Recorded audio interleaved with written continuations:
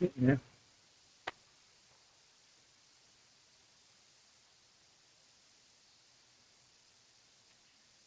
All right, calling the meeting to order at 5:16. Sorry, a minute late there. So are there any additions, deletions, modifications to the agenda? I will say that we are expecting Miss Ward. Correct. And we were the plan was to add that to the agenda. I believe she confirmed that she's not here, so maybe we consider making that a fluid agenda item that, we can kind of plug her in as appropriate when she shows up. It's kind of like pause and Sure. pick up wherever. Yeah. She comes should be in. here, I think. Yeah, she's supposed to be here. So whatever we're working on when she comes in, we'll pause, Yeah. listen, Yeah, we can do I'm that. good with that. on my. If you guys are okay with that, if somebody wants to motion that in second. we'll I do also, do we want to do them individually or? No, we can do them all the same, and Okay. it just dawned on me, 8, we've got to finalize the ballot language for 8, and then, and 9, so if we wanted to add 8 to item 4, to finalize review 8, or the ballot language for 8, and, press from there. It's up to you, whatever y'all want to do. Okay, so, and then I also would like to consider just briefly, sharing something in regard to a section we have coming up. I'm happy to do it at the end, just prior to public comments. What section would it be? 1 second, I have to look at that. I think it's 15, is that the, vacancies section? 15? Yeah, I don't have a copy. Yeah. Okay, so it'd just be I want to share an Some thoughts? no, an anonymous email that I received, which is kind of bizarre in itself, but it's in regard to vacancies, so I just want to read what I received and give you guys something to think about as we lead into section 15, which will probably take another, few meetings, but got it today. I want to just read it today so it's out there. I didn't see that. Yeah. Well, I don't know who did it. Literally the random Gmail. So So do you want to just, like I'm okay just doing it at whatever point okay, is the rest of the commission or committee's okay with. I just want to be able to read it off tonight and I'm have sorry, it I'm out just a there. little bit lost as to what to write in terms of what's being added to the agenda. yeah, so, It's a teaser for section 15. yeah, so he just wants to share an email that pertains to section 15 that he received, just for consideration. It's not a discussion or anything like that, it's just simply information sharing. So there's that, there's adding, to agenda item number 4, it would be a finalized review of section 8 and 9, because we're going to review the ballot language in addition to finalizing 9. And then there would be the fluid item for Miss Ward whenever she arrives. So those are the three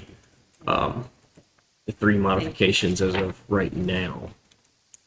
Does anyone else have any sort of modifications or additions or deletions? Not here. Okay.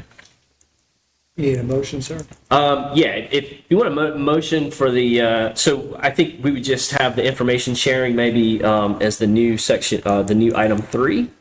And then the fluid would obviously be fluid, and then we would add finalized review of section 8 and 9 on 4.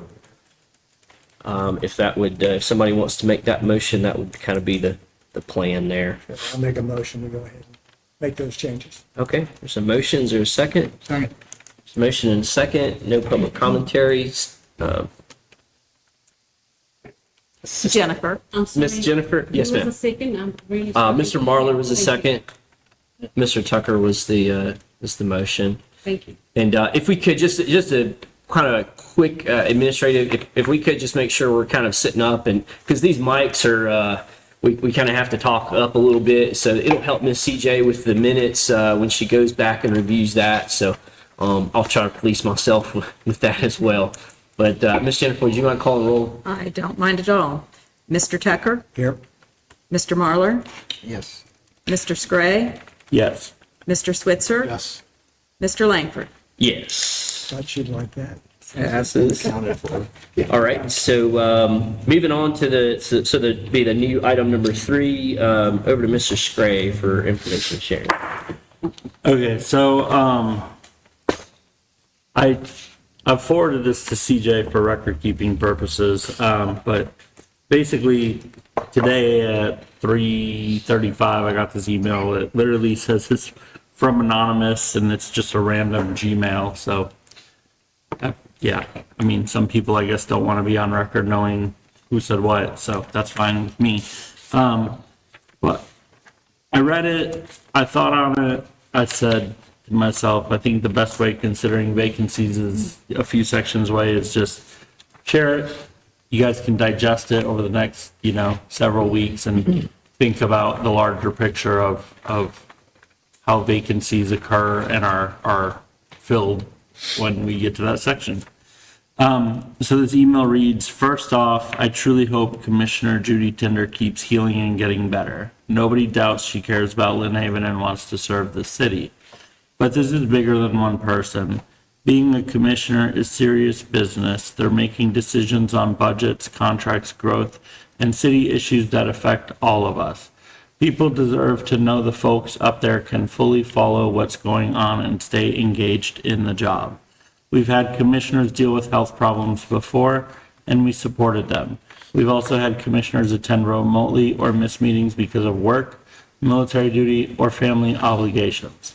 That ain't the issue. The concern is when temporary situations become long-term. Residents have publicly seen agenda items have to be re-explained before votes.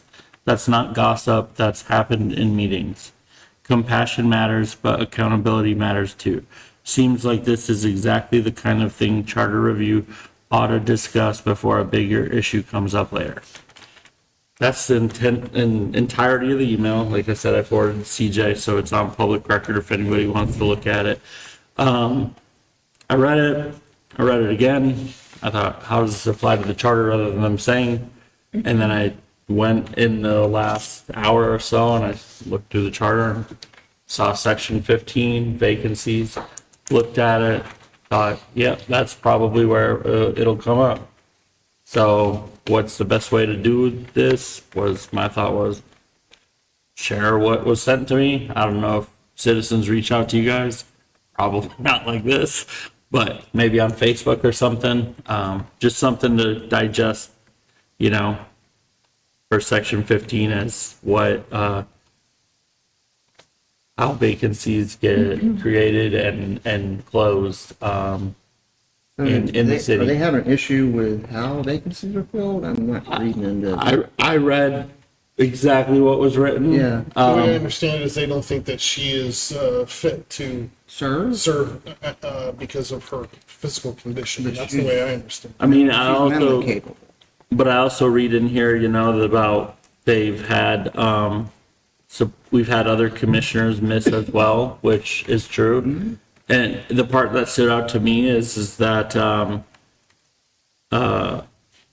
a temporary situation becomes long-term. So I wonder if it's not so much that commissioners not been able to attend in person, but are we normalizing remote attendance versus physical attendance? Which can be different. Yeah, which, I mean, that was my given first thought was, Which that's not in there to begin with. yeah, I didn't find anything about that, so. And let me ask Interesting. 2 real quick questions. What did we do during COVID? I don't know the answer to that. I wasn't here. Anybody? I think that email's really premature because she was in the hospital 2 weeks ago. Yeah. I mean, come, And the second question is the state statute address, I know she's not employed, reasonable accommodations? It's another great question. Yeah, I know that there may be some reasonable accommodations that are necessary. I know that not all of those laws apply the same way to employees as they do to public officials. Elected official. So I could do the research, I don't know offhand. Yeah, I think this is, just like you said, I think it's really pretty. Your teacher can. I think as of right now, we just need to digest the information. Yeah, And, that's and it. when it's appropriate time for that discussion, we'll have that discussion. Yeah. Is there any way, I believe, we would be able to get a copy of that email, right? Oh, yeah. Um, Yeah, I forwarded Public you record. mind- If you received it in the course of business, which it sounds like you did, yeah, it's public record. If you wouldn't mind forwarding that over if you haven't already. But thank you for sharing that information. So, Ms. Ward is here, and thank you so much for coming. So we kind of added a fluid agenda item there, and so if you'd like, we're done with that item. So if you'd like to present, we're ready for you. If not, we can wait. Yeah.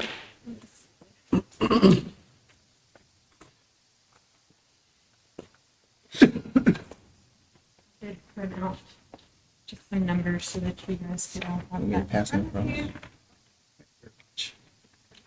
Yes, absolutely. Wasn't sure how many committee members there were, so. We have cinco. Thank you. Did you want to stand or did you want to sit? I don't care.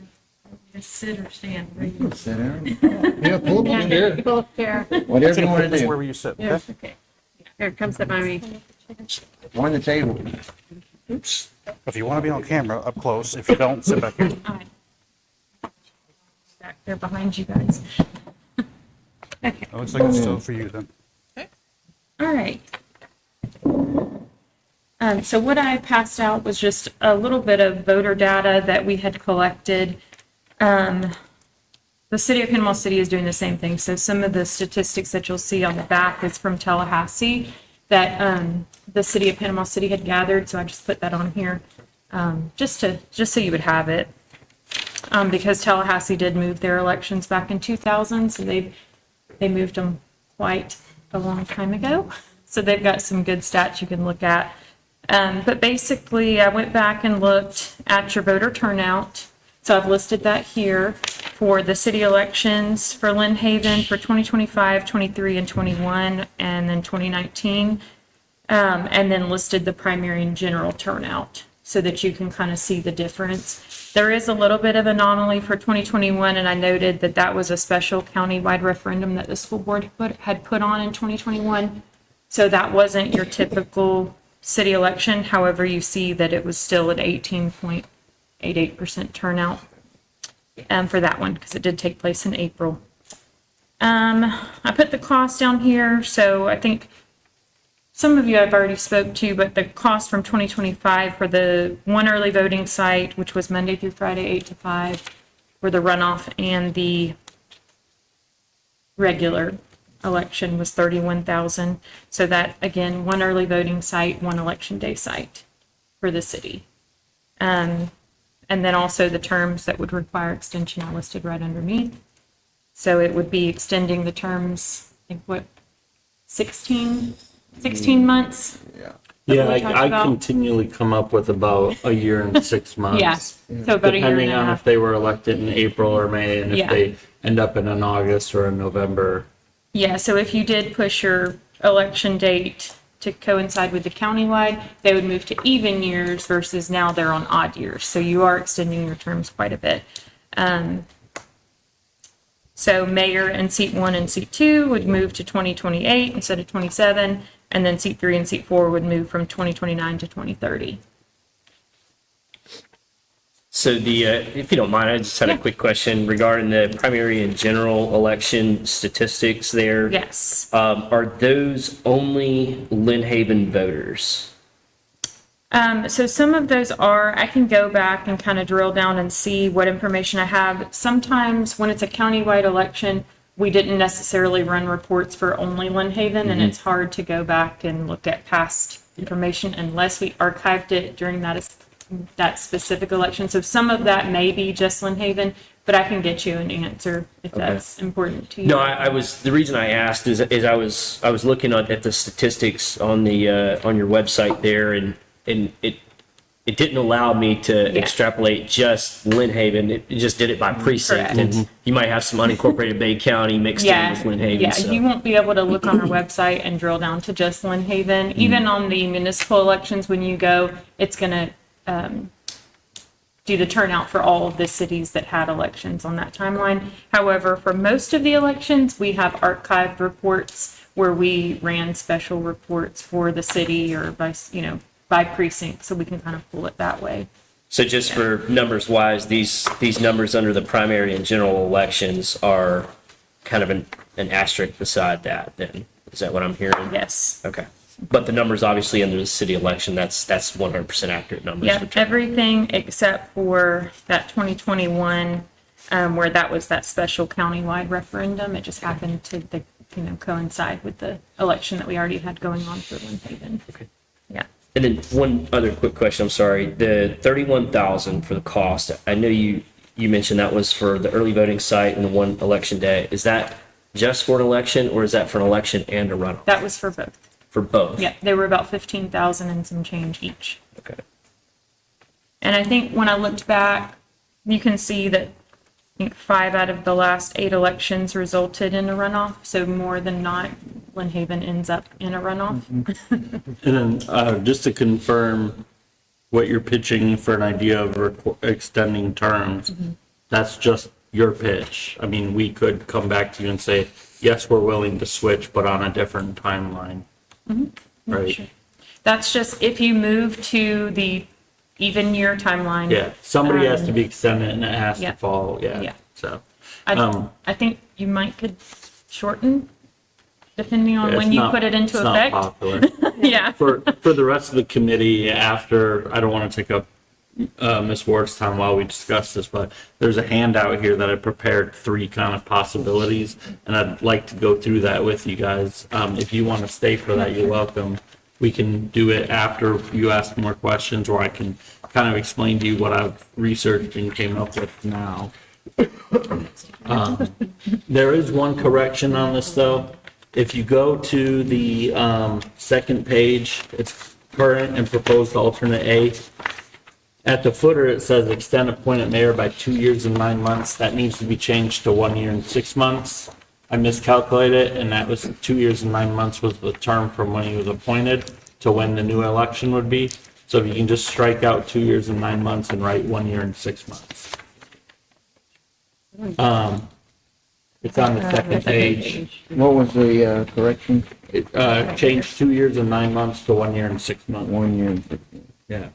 So basically what I've prepared, I've gone through and kind of pitched 3 ideas, which are actually different. Well, 2 of the 3 are different from what Ms. Ward has given us. What I'm proposing is what I believe to be the fairest possible transition and providing the most democracy to our citizens, which is to extend the already elected seats of seat 3 and seat 4, which is Tinder and Ward, by 1 year and 6 months. So their next election would occur in 2030. And then we'd still hold our April 2027 election, knowing that if this referendum passed, whether it be in November or passes on the same ballot in April, the 3 people that the voters choose, they would choose people knowing there's a possibility that those 3 people will serve for 5.5 years as opposed to the normal 4. That maximizes what the citizens get to decide on. Proposed alternate A is what Ms. Ward has pitched. It extends the appointed mayor by 1 year and 6 months, and it extends the already elected seats by 1 year and 6 months each, respective to when their original elections were. In order to change that, it would have to be on the August or November ballot. The original proposal I made can be on any of the 3 ballots in order to function. Yeah. And then the proposed alternate B, I like to call chaotic choice, is to hold all 5 seats in November of 2028. Interesting. Because why not throw a chaotic option in there? So I think it's definitely important to look at, how this would affect it, whichever the decision would go. But I also want us to consider the data first and determine if this is something that's even feasible or something that we want to do or we want to send to the commission before we really go too far in depth in the how it would occur if the change went into place. So just to kind of, keep that at the forefront of our minds to really analyze the data and determine, what's best for Lynn Haven before we get too far into how we would make it happen. But it is important to look at. I think one thing I want to say too is as an individual citizen, and Nina knows this because I told her, I absolutely hate the idea as an individual citizen. But sitting here in this chair as a member of this committee, it's not about what Ryan wants. It's about what the community wants and what's best for the community. I conducted a poll on Lynn Haven Neighbors, which of course has citizens and non-citizens in it. There's no way to decipher that out. But the results largely were that people would prefer to have city elections in November. Now, like Chairman Langford said, that is one piece of the data. There's so many pieces involved and you're trying to weigh out all the pros and cons. For me, as a member of this committee, I have to set aside what I personally, individually believe is best for the city and put forth a potential proposal for the commission to consider, because that's what they asked at that meeting. I don't know, I forget if the other four of you were there or not, but they've effectively accepted her request to look into this and look at what that proposal would look like. So I feel like we're charged with delivering a solution for the commission to consider, which is, hey, don't change it, but if you do change it, this is what it should be. I feel like that's what we as a committee are charged with, delivering back to the commission. What makes you feel? They listened to her proposal and they directed that we would look into it. So that's what Let's say Jamie, because he'll already have been around 8 years, right? What if he doesn't want to go another year and a half? he would resign and we would follow whatever the vacancies policy is. So That's far down the road though. Yeah. yeah, it's funny you mentioned that because I got a whole other option other than all of these. But I kind of tend to disagree on the fact that we should provide them with two options. I think the purpose of this committee is to evaluate the data, look at what we need to look at, and say this is the committee's recommendation.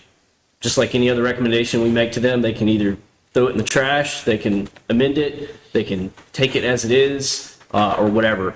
I don't think at any point this committee provides the commission with option A and option B. I think the intent of this committee is to evaluate the data and make a decision based on how we vote and what direction that we Well, I should think go. option A is don't change. Okay.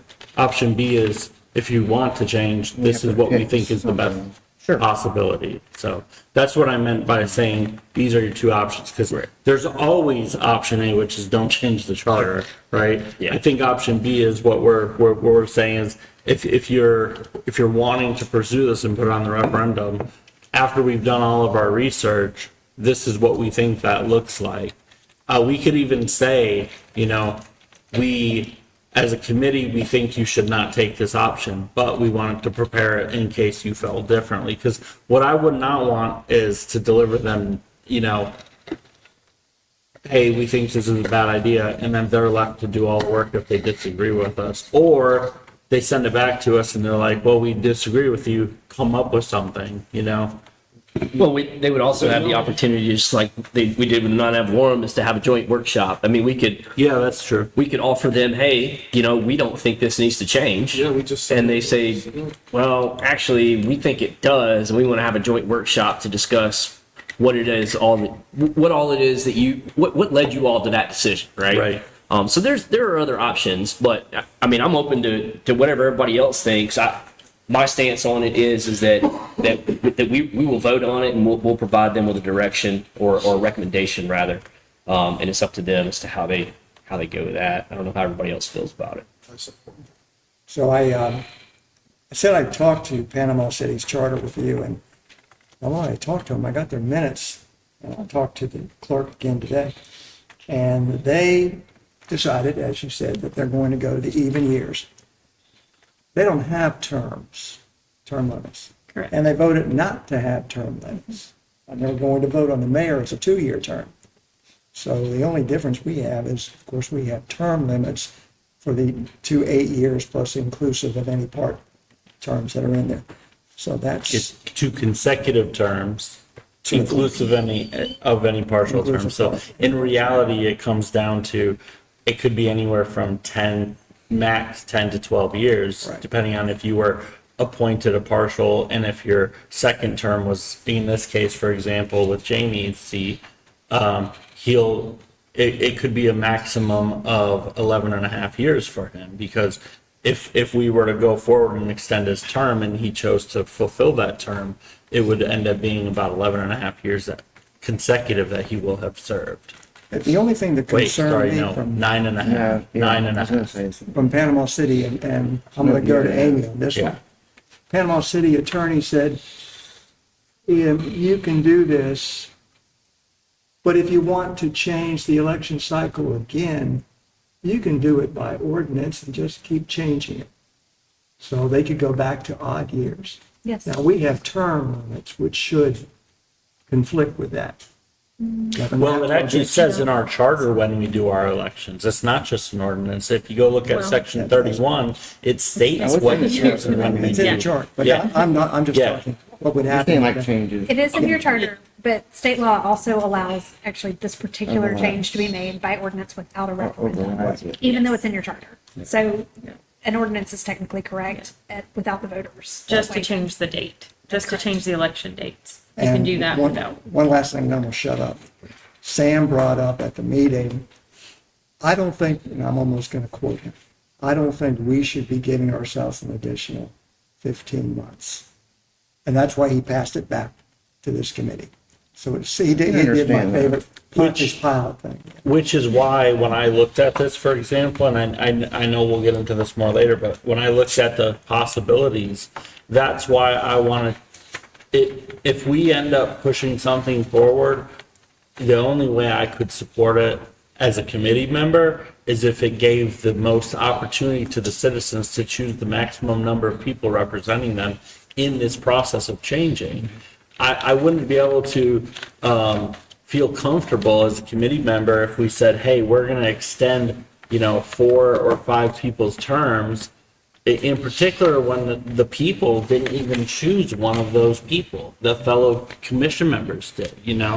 So for me, it comes down to, as a committee member, is if we do proceed, I want to maximize the public input on who's getting extended. If they vote to, like if Sam were to run again and they would vote to vote him in knowing he's going to do 5.5 years after the 4 years he already did, that's the voters choosing, not the commission, not us, right? So that's kind of where I'm at in that regard. And I said I'd shut up, but I'm not. I agree. Please don't. with- Keep- Yeah. I agree with the chairman. The data supports that if you went to an even year during regular elections, you're going to get more people out. Yeah, you're going to get higher turnout, but is it going to be But is engaged it- turnout? Right. Is That's it going the to be a pushback lot of I'm people getting. undervoting? So I'm glad you brought that up because I did have a question regarding the primary and general elections. Do you have a number for undervotes for that? Yeah, It's so on the if back you, page. if Oh, you turn it over on sorry. the back, I just pulled a quick example that had a super high number of undervotes, and that was for the 2020 general election. That was a presidential year, so we had roughly 14,000 undervotes for a Board of County Commission race. And then looking back at 2025 Lynn Haven, you had 47 undervotes, so it was 1.5% of your voters undervoted in the city when you're looking at 14% undervote. But that's one And race. we'd be after the county on a Correct. ballot, right? So Yeah. it could be potentially even more undervotes for a city, right? Yes, Are there any however- cities that are on the November schedule already? Yeah, well, now we have Panama City Beach and Callaway have moved, so this will be their first year, this year. that This they'll be- fall. Mhm. So we wouldn't actually know how bad the undervoting in a city race would be until they have one of their elections. But I did list several cities that are in our area that have already moved. And you'll see that Destin, Fort Walton Beach, Crestview, Pensacola, Tallahassee. So if you wanted to go and research their Their undervotes, undervote yeah, data. You can look at those because they've already moved to their countywide timeline. And then this will be our first year, like I said, for the beach in Callaway. And then Panama City's charter review, they've recommended, like you said, to move theirs, but they're going to put it on the ballot in November for the voters to decide. So if you are going to move your date, I mean, I would recommend you put it as a referendum. I think that's what, you're planning to do. So that way you are letting the voters decide if they want to move their election. Can you share brief history on how Lynn Haven ended up with the April super voter date Yeah. as opposed to whatever we had previously? Yes, let me see. I think I listed, so the city election date was voted to be changed back in September of 2003. So your elections were September 9th of 2003. And then it was a special referendum election where there was a whopping 3.04 turnout that decided to move your election to April. So we were in a fall odd year election Yes, cycle. so you were And we not got on the moved to a countywide spring timeline. Odd Correct, year. correct. Makes no sense. I did Along with how many actually, cities got moved to that same spring odd year all cycle? of them. Okay. All of the cities, because they were all different timelines. And so all of the cities voted, and I brought a copy of the referendum that was on the ballot if you want to look at that. So they voted to go to a countywide municipal Super Tuesday. And the only reason why I'm bringing it up to you now is because we've already had 2 cities move, and then Panama City is intending to also possibly move, so there's no Super Tuesday element anymore to So get who- everybody in April. Who won't be voting in fall? If we move, who will be left in not fall elections? Parker, Springfield, and Mexico Beach, And they all vote when? April. Okay. So they're Mexico- basically in the same situation as us. They just Correct. haven't determined if they're going to move or not. I haven't addressed it. Yes, they have And not your addressed effort it. is to move them, obviously. To me, if we're going to move Makes some sense. cities, it makes more sense to move all, just for limited voter confusion. Okay. We had, this was the first spring that we only had Springfield on our municipal Super Tuesday, and the news didn't mention it at all. Nobody knew there was an election. We sent sample ballots to every voter, so their turnout was about the same as it typically is, but you just didn't get the attention because it was only one city, one day. They don't have early voting, so it's very limited exposure. So obviously we have, I believe the primary for this is coming up is August 8th through essentially the 18th is the election day. So Yes. looking at the primary and the general, which is November 3rd, the early voting starting October 19th. And then we would have our own election in April for Lynn Haven. What would be time, I'm thinking timing wise, if this were to need to be on a referendum, when is the earliest and when is the latest? So latest being for the April election, right? That referendum would be on that ballot.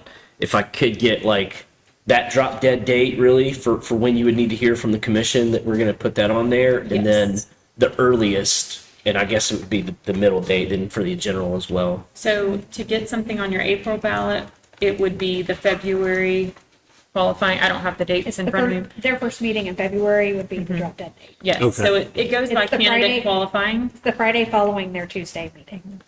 Okay, so Yeah, I First think Fed I'm giving meeting. these dates, but I don't have them in. so 1 Feb they need a decision. That's the Yeah, decision. if you want it to go on the April.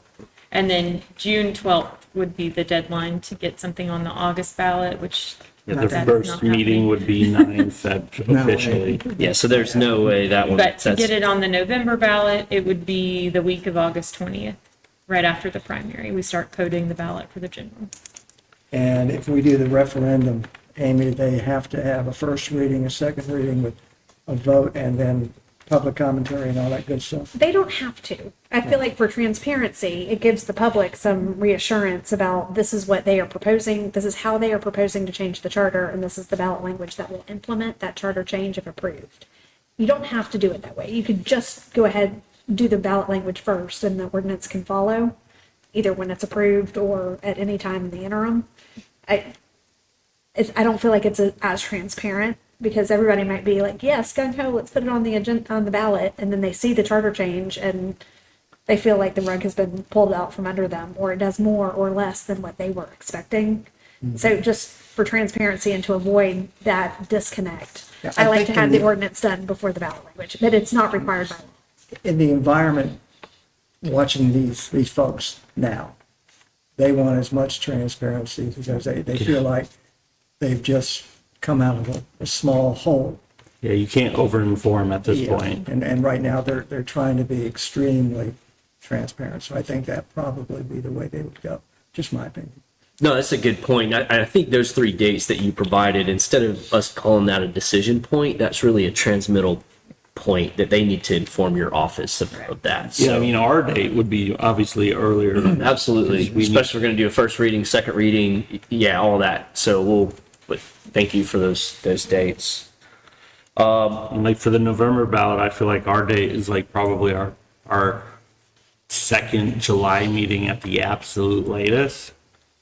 Yeah, this would be something like the non-ad valorem that's going to be super in-depth, that we would want to provide them as much time to discuss if we have a joint workshop, public workshop, whatever, needed to occur. So we would walk that date back pretty significantly. Yeah, I personally think the November, we absolutely could, as a committee, achieve the November date. I think it's pushing.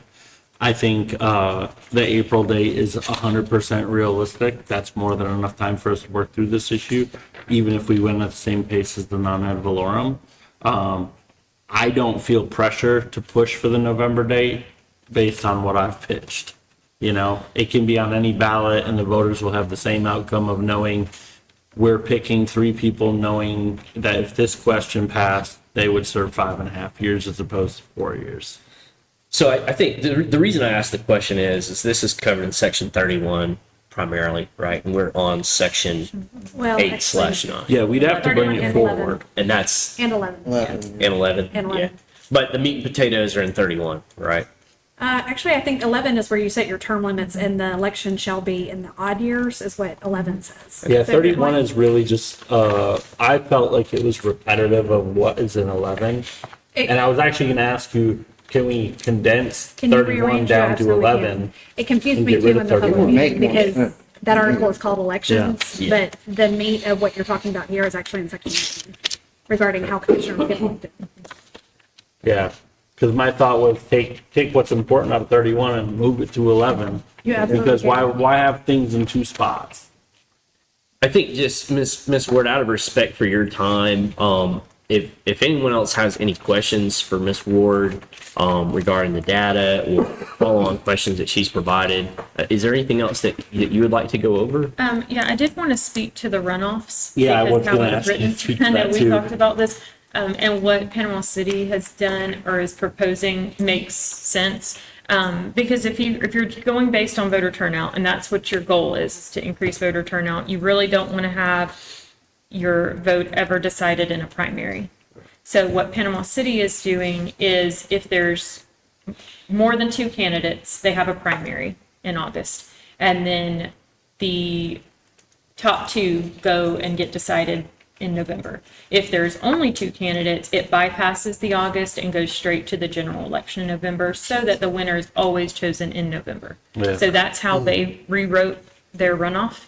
And to me, that is a good option. I think that's how Tallahassee does it as well. That way you're not, because if you have your vote decided in the primary, you can look at the turnout. The primary is not much higher than what your city election is currently. So if you're going to keep it in the primary, there's really no point in changing it, in my opinion, because you're really not gaining much turnout.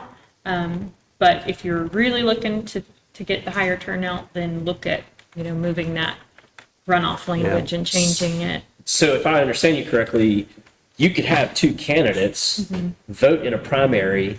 One of them could receive 51% of the vote and win. You would, So- you could, but she's saying you currently- wouldn't want to do that. Yeah, so currently Right. how it's written, if only 2 candidates, then there's no possibility of a runoff. Somebody's getting over 50% if there's only 2 Somebody's people, right? Yeah. But if there's 3 I meant 3. candidates, I'm sorry. yeah, I if said- there's I meant 3 the candidates, voters next time. yeah, and it's a tie, and I think I think you have a tiebreaker. We I can't just remember. got Some cities draw the straws. It's percentages. crazy. I'm not sure what yours is, but Yeah, so if it's more than three currently, if nobody gets over 50% in the April election, the top two go to a May runoff. Sure. But we would not want to do a runoff after the November election. Right. Right? Because then you would have nobody show up in December for a runoff election. Yeah. So I definitely don't propose that. It definitely makes sense to me what she's saying. Yeah. The one downside I already saw to it though was, Florida is a bipartisan state, right? We have a rule where in Florida we have closed primaries, meaning as a no party affiliated voter, you are not allowed to participate in a primary. That would be a downside to this, is that we would have to, as a community, educate people to understand that, in local elections in fall, there may be a need for you as an NPA or an independent or a libertarian or whatever other party you identify by to participate in that primary, because your ballot will have tangible matter on it, just like we will in August. I mean, any NPA voters in August will have a ballot that has only our referendums on it in Lynn Haven, unless there's something at the county or state level referendums as well. Yeah, so I just want to interject a little bit because we are a close primary. However, based on our registration numbers, we are majority Republican in this county. Every elected official currently is a Republican at the county level. So if we look back at 2024, all of our local contests, county commissioners, school board, state's attorney, everything became what's called a UPC, which is a universal primary. Because only Republicans were running, it opens up the primary so everybody got to vote on it, and they were all decided in August. So it can get a little weird because of that universal primary, just because we are, primarily Republican with our voter registration numbers. So typically we have a UPC on the August ballot. Like this year, we will have, more than likely, we'll have a county commission race, or either, we have a couple school board races as well. Those are nonpartisan, so those will be on everybody's ballot in the primary.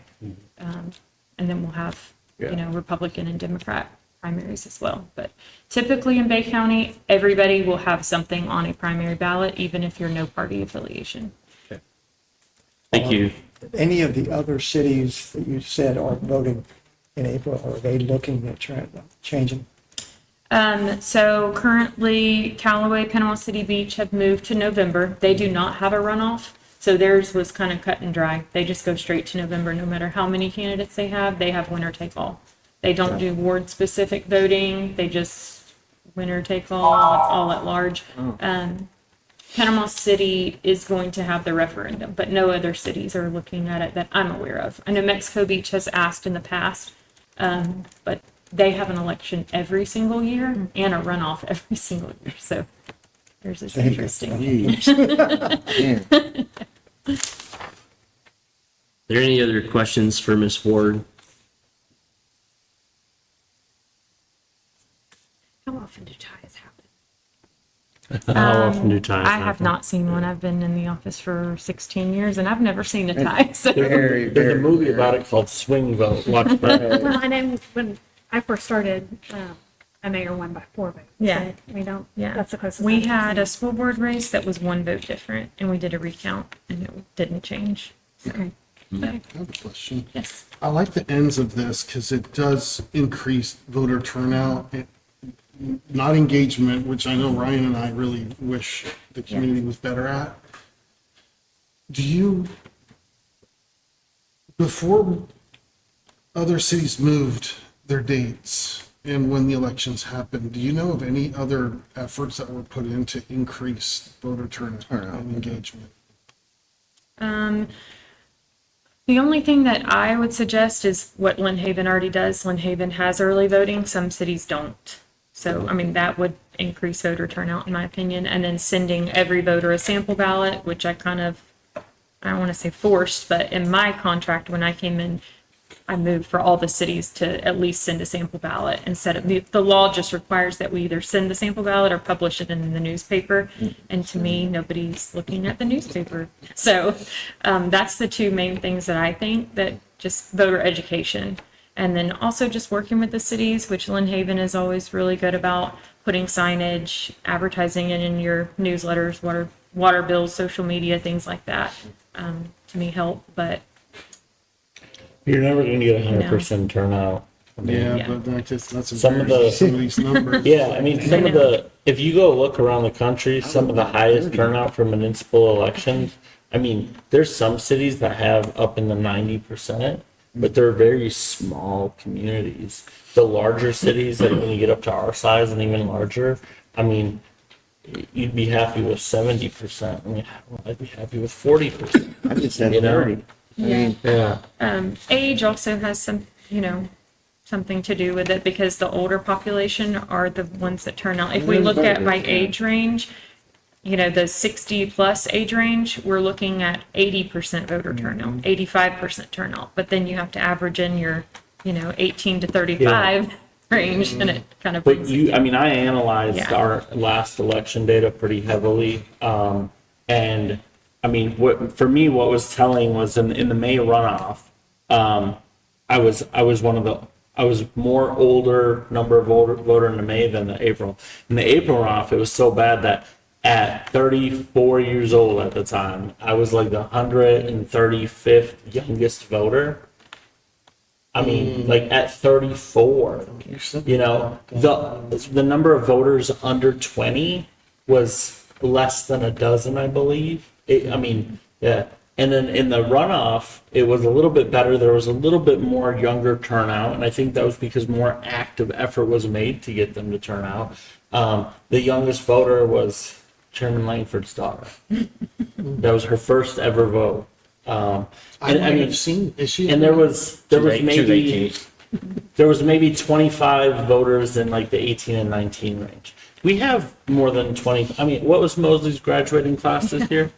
Think about that. well, the runoff always. We had a voter, somehow everybody found out that was her first time voting, and everybody in there We don't clapped get for her her. back Yeah. out again. Yeah. And I was like, oh, What's, there you go. Do you have data on demographic turnout versus spring and fall elections? I don't need exact numbers, but I mean, is there more turnout across the demographics in fall versus spring? I don't have that off the top of my head, but I can definitely run the report. Okay. Analyze it. Yeah, I'd be curious to see what that looks like. Is the turnout, is it what is that called?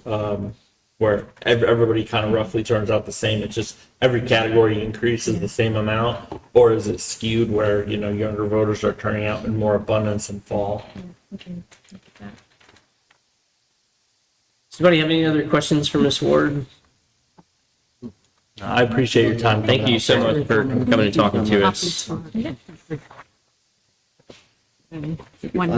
So, as she makes her way out, I just wanted to be respectful of her time, but we kind of have two options here. We can choose to move this up and discuss, potentially at the next meeting, or we can leave it on schedule and discuss it when we get to that section. Which is 11, correct? I believe so. I think whatever changes occur in 11 is going to affect 31. Right. And we're going to have to go to 31. Well, We're gonna visit it out of section 11 and not wait for 31. no, absolutely. Yeah. Which, I mean, we literally have begin review of chapter Right. 11 on this agenda. Right. So 21st would be the I don't feel like we need to dig into it tonight. I think this was more of an informative session. I think we can start digesting individually, and when we get to 11, we get to 11.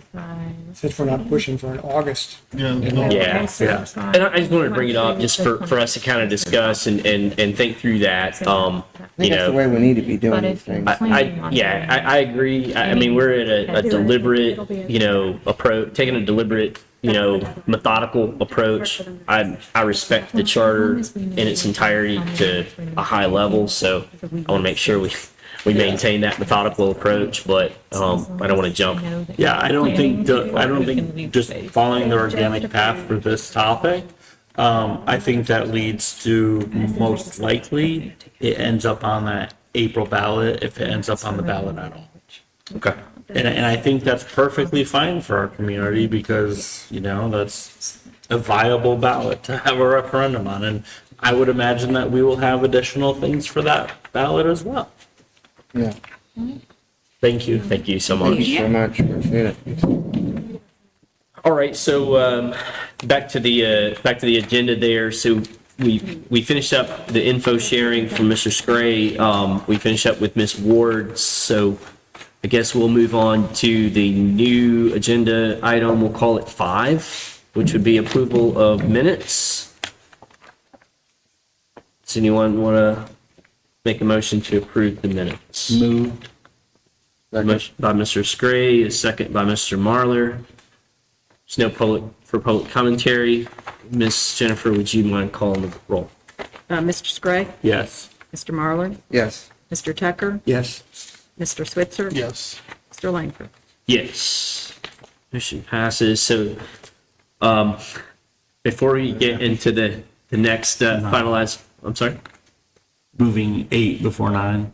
Well, we're going to finalize review of section 8 and 9. I was going to ask, would it be okay if we took a 5-minute restroom break? Fine by me. I apologize. Second that. Somebody had I've been drinking this with the water. Second that. I apologize.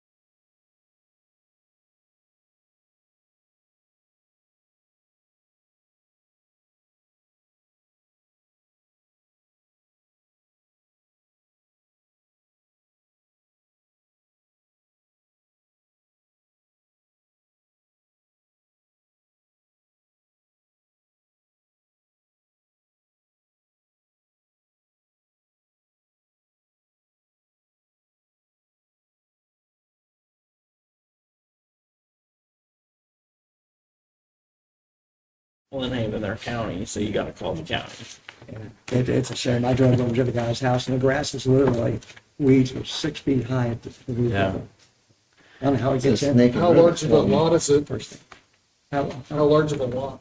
About 2 acres. It's a lot. Gotta get goats. All right, we'll resume. Thank you guys for your patience there. So moving on to finalize review of section 8 and 9. So Miss Amy pointed out that she added the word new in section C there, And I gotta. or 8C. Yeah, two things. So in 8B, in the version, it looked like the word department was missing from Florida Department of Law Enforcement. So I added that word, which I checked was consistent with what Louis Blanchard had proposed to you. So it just got missed. And then in C, I added the word the city shall not acquire new, because I feel like y'all talked about that. And that was, if I did wrong, I need you to call me out on it, because I repeat that new word in the ballot language that is on the other side of that page. We did talk about it in that instance, I think. It's- We did, in the discussion, I remember we were like, was Chief Blanchard going to type up this entire list of current surveillance stuff that we have now and have that approved, or is it, whatever? But I just wanted to point out those two things. And if everybody's good with that, then we can move on to the ballot language for 8. If not, then we can discuss it more. Which way to-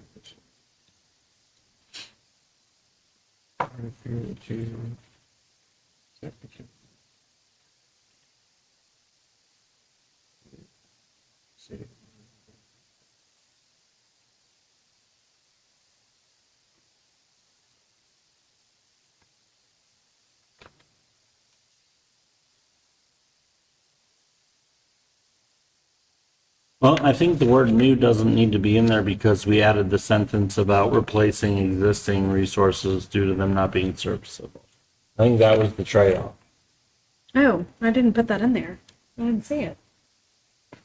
It's on page 10 of the PDF of our I missed agenda. it. I missed it. Okay, Yeah. so mine is missing That's that. what it Okay. was. I knew there was. Yeah, so that was the trade-off, was rather than saying new, we said that they could, it's a one-for-one replacement, the much to David's dismay, if the ALPR stops working, they're allowed to replace that one ALPR Okay, perfect. without telling everybody in the whole wide world for 2 meetings. But if they want to add an additional ALPR, then that's new technology and they have to. Okay, got it. Thank you. Yeah, it's not that. It's not, yeah. Specific to surveillance.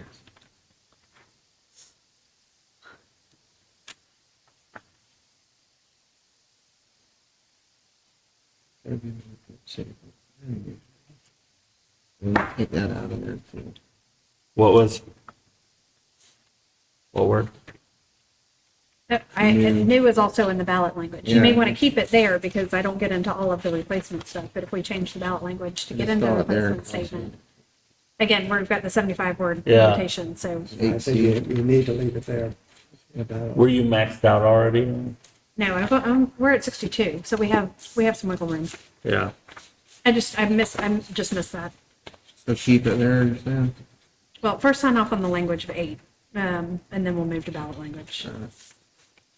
So as long as we have the sentence for replacing and service, not, no longer serviceable. Yeah, got it. This paragraph does not apply to the replacement of existing resources. That's showing up. Yeah, as long as that's included, then we can get rid of the word new in the first paragraph. Yeah, it is.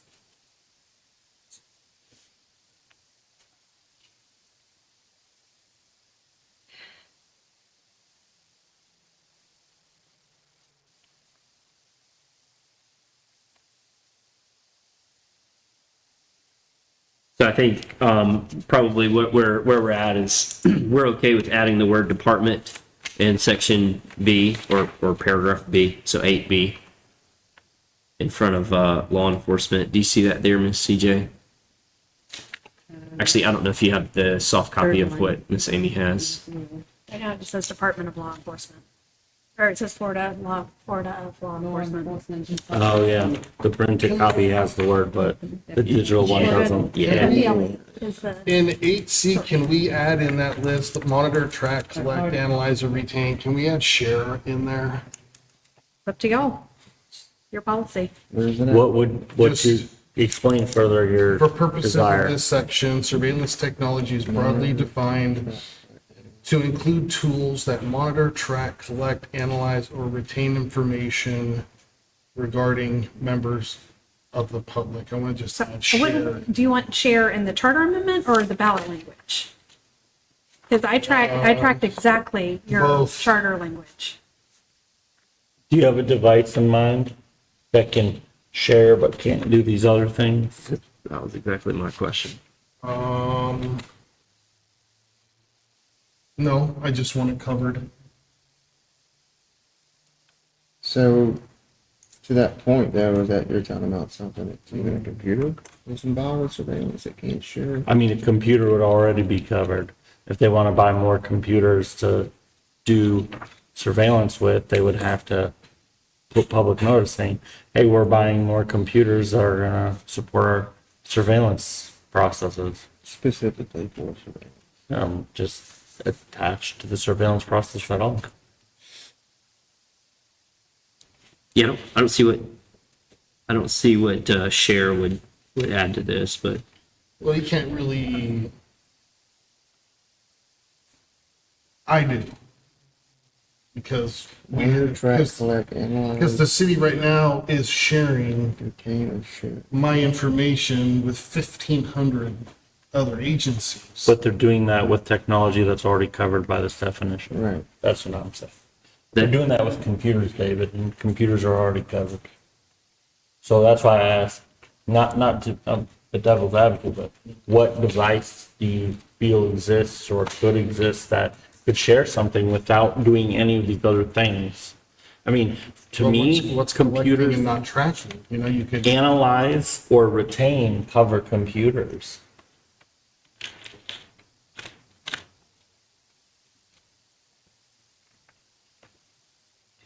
okay. You know what? We're I at a want it, point. and if you don't want it, then we can not add it. But And you're more than welcome to make a motion to add the word share if you'd like, and we can go from there. okay, I want to make a motion to add share. Okay. There's a motion to add the word share in paragraph C after the word analyze. Is there a second?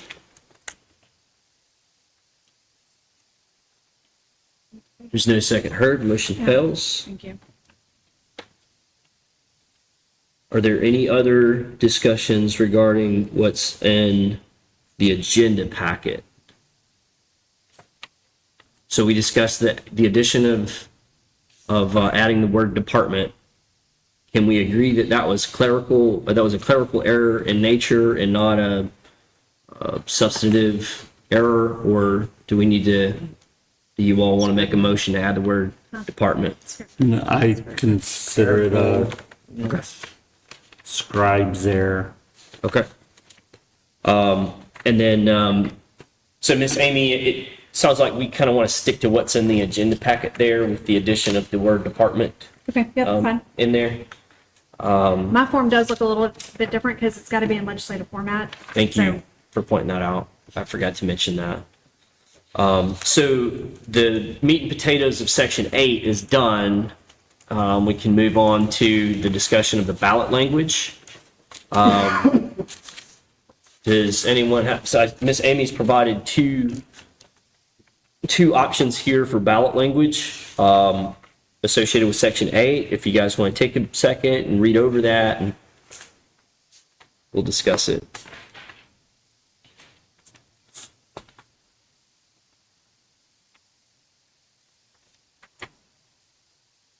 Well, 8B and 8C are two separate issues though, correct? They are. They're not, it's this or that. These are not options. This is. I'm sorry, this I is misunderstood. Okay, one yep. option for each Okay. section. I'm sorry. Well, I suppose I could have done one question for both Yeah. sections B and C. I did not do that. Okay. They were different enough that I felt like they should live alone.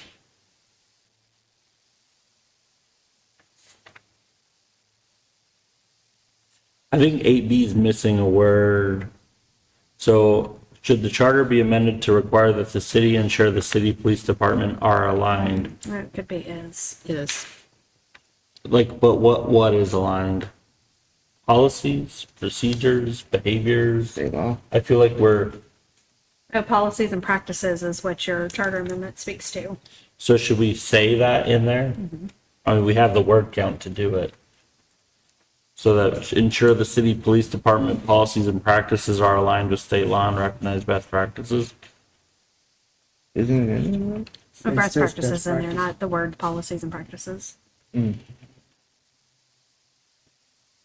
Again, so Jamie, my job is to be like, I need the document to that I'm comparing and what I'm comparing it to. Gotcha. And that's kind of where my brain is at for that. Understood.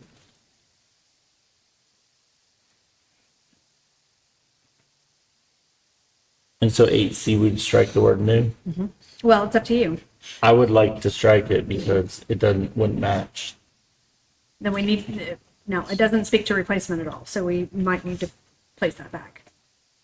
Or place it in there somewhere, Yeah. because it I- doesn't distinguish, right? So if you I've add written the this ballot words- language applies to every. Except to replace unserviceable equipment or something to that effect. I mean, you could just say something that this would not apply to the replacement of existing resources determined no longer.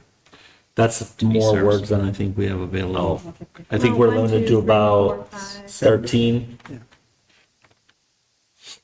We can do that. So for purposes of this so. section, surveillance technology is broadly defined to include tools that monitor, track, collect, analyze, or retain information regarding members of the public, but not replacement of existing resources.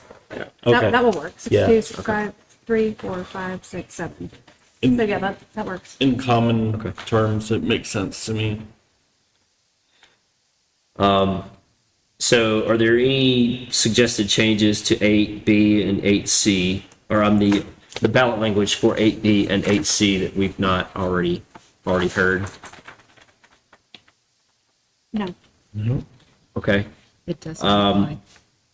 if it's replacement, if it's I- additional, if they get 3 new officers and they need 3 new cameras, then yes, it potentially would. Miss Amy, I think we motioned and voted on the resolution for the ballot language in the previous submittals. Is that what I you didn't recall? provide you a resolution. I only provided you ballot. Okay. I provided you the form of resolution just to see. I didn't ask you to Yeah. vote on it.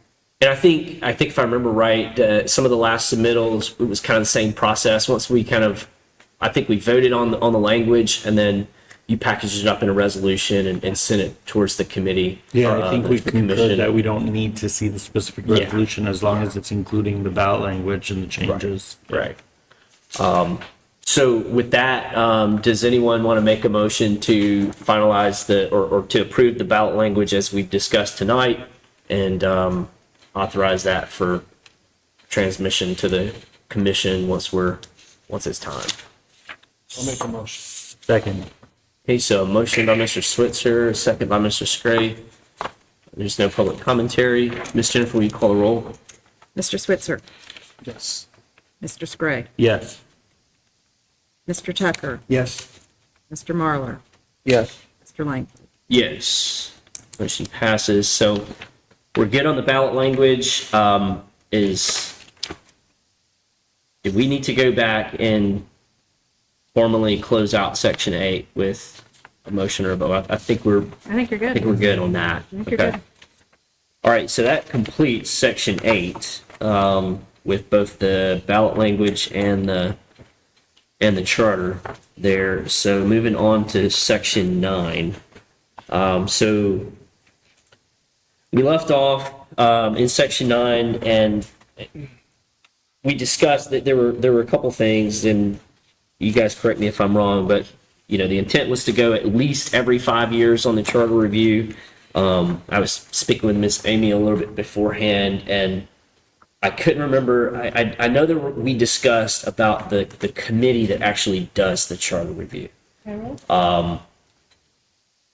And saying, okay, well, like right now, let's just say we're done with the charter review tonight. Tonight's going to be our last meeting, right? Everything's been submitted to the commission, everything's done.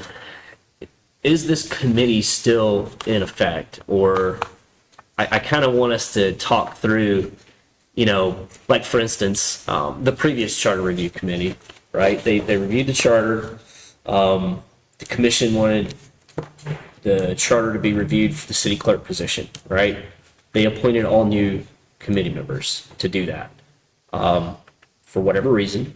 But before that happened, if one of the old charter review committee members would have wanted to serve on the planning board or the financial review board, could they have done that? Because they're technically still on the charter review committee. Even though it was over. I don't think that's the Figure out what intent. What's Yeah. the end point? What's the of our- intent? Of our work, what's like Yes. the end? When, Is it Right. convened or not? Like, once it's convened, Yeah. can they serve on it? Yeah. Like for example, let's say whenever we as a group decide and vote on, we're convened and the commission has no further, the last thing we proposed to them, they worked it through, it's gone to referendum, we've effectively stood down, we've ended our assignment. We're no longer members of this committee at that point. The committee still exists, but it's in its hibernation phase until the commission stands it back up, which is following either the 5-year timeline or sooner as they see fit. I actually thought of maybe instead of saying 5 years, saying prior to every third election cycle, because then it's, 2 years, and then it's that you're basically getting things, charter review amendments and referendums on it every third election cycle. There could be referendums or sooner if they see fit. is there any kind Because of I know there was some guidance on- debate about when the 5 years starts. So I am really glad that the chairman brought this up because I do feel like as written, not as amended, but as written, there is an interpretation where the intent is that the intent of this provision is to set up the committee by resolution and that the committee lives for 5 years. And I think the intention is that I think the charter get reviewed every 5 years by a committee that is not the commission. Yeah. Is what I think the real Yes. intention is. Yeah, I believe that is the spirit of what Lynn Haven citizens wanted when they passed this originally. And so I would like to suggest, and you can see it on the page that had the section 8 Yeah. language, moving the every 5 years to qualify specifically the review and not the appointment of the committee. Yeah. That's not what you did at your last meeting, but I would like to suggest it True, to avoid that yeah. alternative interpretation. So I came up with, this charter shall be reviewed by a committee appointed by resolution of the city commission prior to every third election cycle or sooner, as advised by the commission, starting with the 2027 election cycle, which we may need to change to 2028 if we do that. Being the first counted for scheduling. And then we could also add in a sentence to the effect of, when the committee votes to stand down, they're released of their commitment to the committee or something to that effect. Because I mean, like for example, let's say, I'm gonna pick on Tommy. Let's say when we're done, Tommy says, you know what? That got me fired up. I'm ready to be a commissioner. So now he has to formally, resign from this board. Or if David says, hey, this got me excited, I want to be on the planning committee, or commission, then he has to, Formally resign. I feel like when we're done with our business, that's when we say, hey, we're done. Yeah. We're moving on to Let's use other some sort of things. language in there. Yeah, I don't think we can form it for It's never ending. 4.5 So there's, years. I don't expect to have, I feel like I'm not entitled to have a seat on this committee the next time it comes back.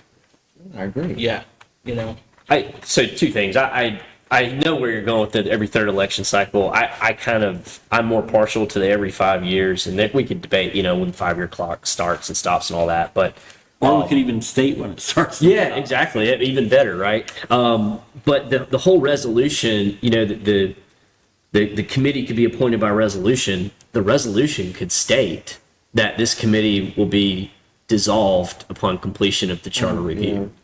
And we wouldn't have to put it in the charter. Now, by doing that, you might have 5 different people up here by the time, and it might get lost. So, you could just say another sentence in here that the resolution would terminate at the completion of the charter review And it makes or it something like concrete, that. so it doesn't Yeah. happen that way. Right. So however we want to go, I just want there to be a delineation between, obviously, the charter's reviewed every 5 years, which is what it says now, but, we're saying at least every 5 years. And then delineating that the committee, once the charter review is complete, the committee is stood down. Their term is over. Correct. So the appointees will yield their appointment at the conclusion of their review. Something like that. Where their term shall expire. Shall when- expire. when Completion y'all- of the review. Yeah. Yeah, Yeah. I'm okay with I that. agree with that. The appointees' terms shall expire at the conclusion of their review. Yeah. expire or terminate. Simply put, or It just- terminate. it makes it more finite. There's no question when we're concluded that Well, I will say, you may think you're done, and it goes up to the commission, and they don't like it, they want to throw up all over whatever has been given to them, and they want to remand it back to you. I'm saying when it's done. So, If that's such a thing. So Ms. CJ, if we have resolution in that second sentence there, yep, we'll have to undo Yeah, that strike through Put that there. one back in. Yes, ma'am. I'd also like to add, man, I need new glasses. Anybody got a good optometrist that doesn't have a 3-month wait? Well, the problem is I call around and they all have 90-day wait. After the 5 years, or it says that at least every 5 years, I'd like to add from the completion of the last review.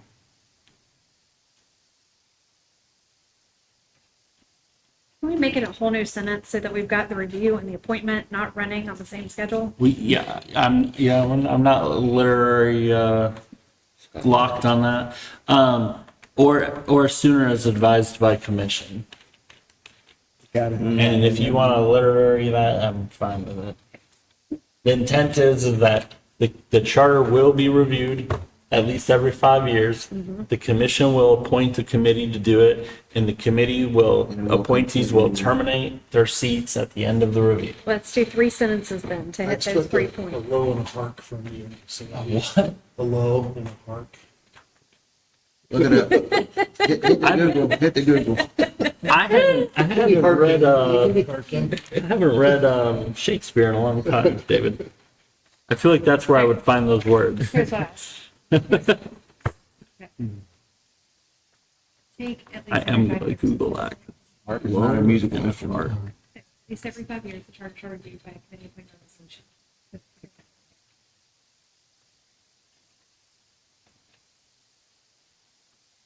And we can, we're Temporary calm, quiet interval in a storm. That doesn't happen. There's no lull. A quiet interval in a storm. Is that what you meant? Storm trigger. Okay. A quiet interval in a storm. Low. Well, like low, just like words that, like old English. The act of soothing someone to sleep. A lullaby. A lull, yeah. The review shall be undertaken. Now, hark. An old fashioned or literary command meaning listen or pay attention. Go ye, hear the words of my charter. Hear ye, hear ye. Eerie, eerie. Sound of trumpets. We'll pay somebody to come in dressed like that, roll out the parchment. Or sooner, instructed. No, yeah, I call around to all these optometrists, and I think the last time I went, I had I to know go you would to, have an appointment. I had to go to Destin. Make one. I know. She said that if I were just taking If the you'd first already 90 taken it, days. you would already That come in. resolution shall. The problem is I don't know what I got going on in 90 days from now. I've never had that. Gotten Or My dentist always wants to do that too, schedule 6 months out. Hey, is Tuesday, scheduled whatever. my cleaning a year later. Ask me 3 weeks before, and I might have a better idea. 3 weeks before, it rolls up, it's like I got a dentist appointment. I'm like, cool, I guess I gotta cancel all that other stuff I had See you in scheduled. 3 months. I'm like, oh, what I got? 3 months ahead. terms terminate, I kind of hate that alliteration, but. If you don't make the appointment, you don't get another appointment. Next time they say that, say, unless the Grim Reaper decides sooner. Exactly. It may not be back. And then you get charged for missing your appointment. You didn't let them CJ on know. that 24 hours in advance. Capitalize city Come find the money. commission. Further down, you probably should capitalize city commission there. So that's everything except for the time, the 5-year clock starting at the completion of the previous review. Okay. Here, these are 5 years. I think you can put it in now because it's already tempo. I think the first time it was put in, maybe it didn't make sense or something, but at least every 5 years from the last review, from the conclusion of the last review. Sure, I do. I've done this all my professional life. How long have you been with Lynn? A little over 5 years, but I had 34 years with the state. Yeah, it was judiciary, so. Do we need to say like fully? In its entirety. I was just In its thinking of that. entirety? So after reviewed in its entirety. Looked at the Supreme Court. Good thinking. It should be, Not He been undertaken. in Bay County since 2012. it should be completed by a committee or We shall be conducted, completed. conducted. We don't like the word undertaken. We want a It's like different word. undertaker. Well, it goes with expire and terminate, undertake. So You can, you're saying like a you start can and do an end? conducted. I just keep thinking of that WWE wrestling. You say That's what I was about to say. Be conducted. That's exactly the rest of it. Oh, I missed those episodes. Conducted? Days. You can do conducted, yeah. It sounds too much like conductor. Conducted every 5 years. That's good. In its entirety. Conductors of democracy. Is that water? Maybe a little bit redundant, but I will. Oh, there's an extra period before the, 5. and after commission.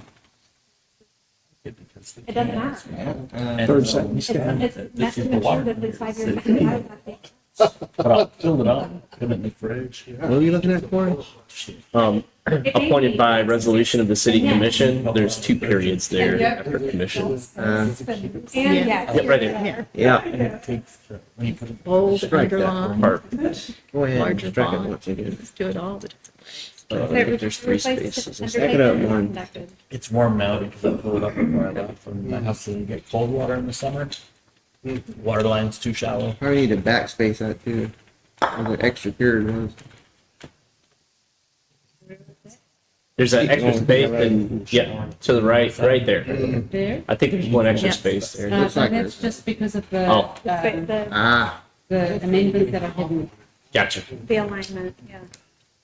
Okay, so that's, so if everybody wants to review 9A there, So this is just referring to the general charter review. yes, sir. Or any. Again, looking at I'm sorry. poor Panama City, because theirs was every 10 years. Neat. And they hadn't done it in 30 years. You can imagine the headaches they have.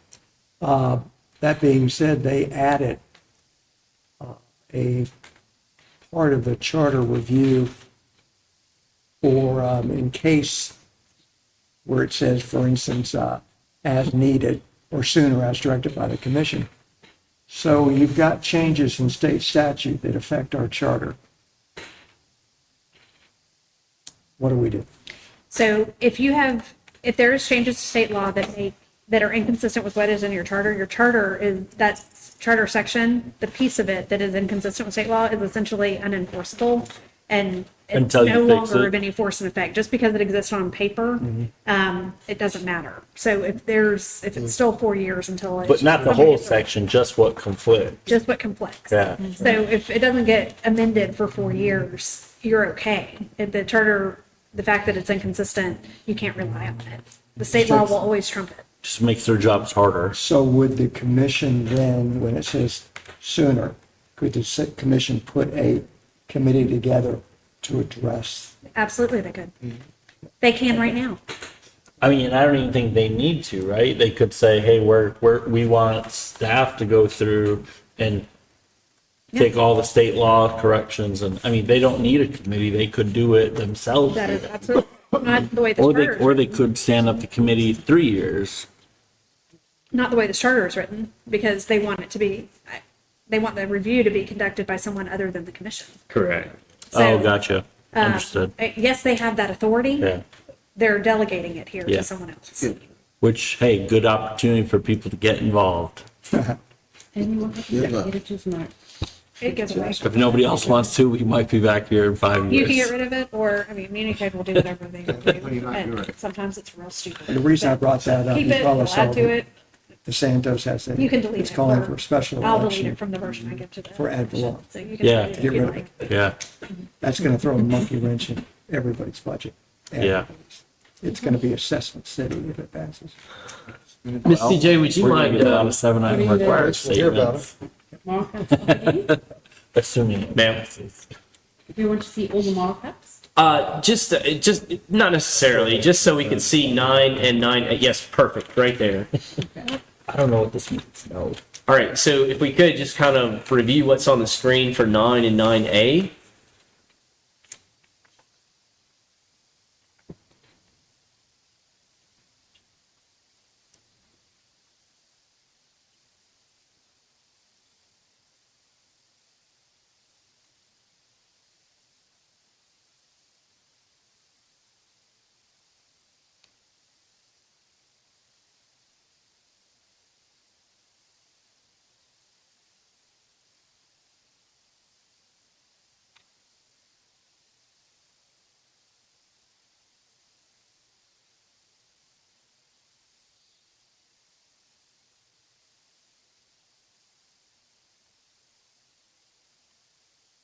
Everyone's reviewed that. Is there a motion? So moved. What's there? Motion by Mr. Scray to approve charter changes. I'm paraphrasing. Yeah. To approve what's up there. We would still be Thank you. expected to get ballot language for these. So, yeah, I definitely think it's necessary on 9A. On 9, I probably would have just sort of included it in a global. When you're doing a comprehensive change to the charter, I usually have one ballot question that just sort of allows for general and conforming changes, clarifications, and it doesn't call them out specifically. Your change to 9, I would put in that sort of omnibus ballot, that very general catch-all. But 9A, I think, is probably appropriate to call out. Because setting up a charter review committee was so important at the last charter. I think you want to give some reassurances that you're not taking it away. Right, okay. So do you want to restate your motion? Yeah, so my motion is to proceed forward with preparing ballot language for the Charter Review 9A and directing to include the change to Section 9 in an all-encompassing ballot referendum at a later date, because I know we're going to have more of that stuff. And I can give you a draft of what that catch-all provision looks Kind of, like. can we keep like a running tally almost? Because I'm sure we have some others Yeah, you could. so far.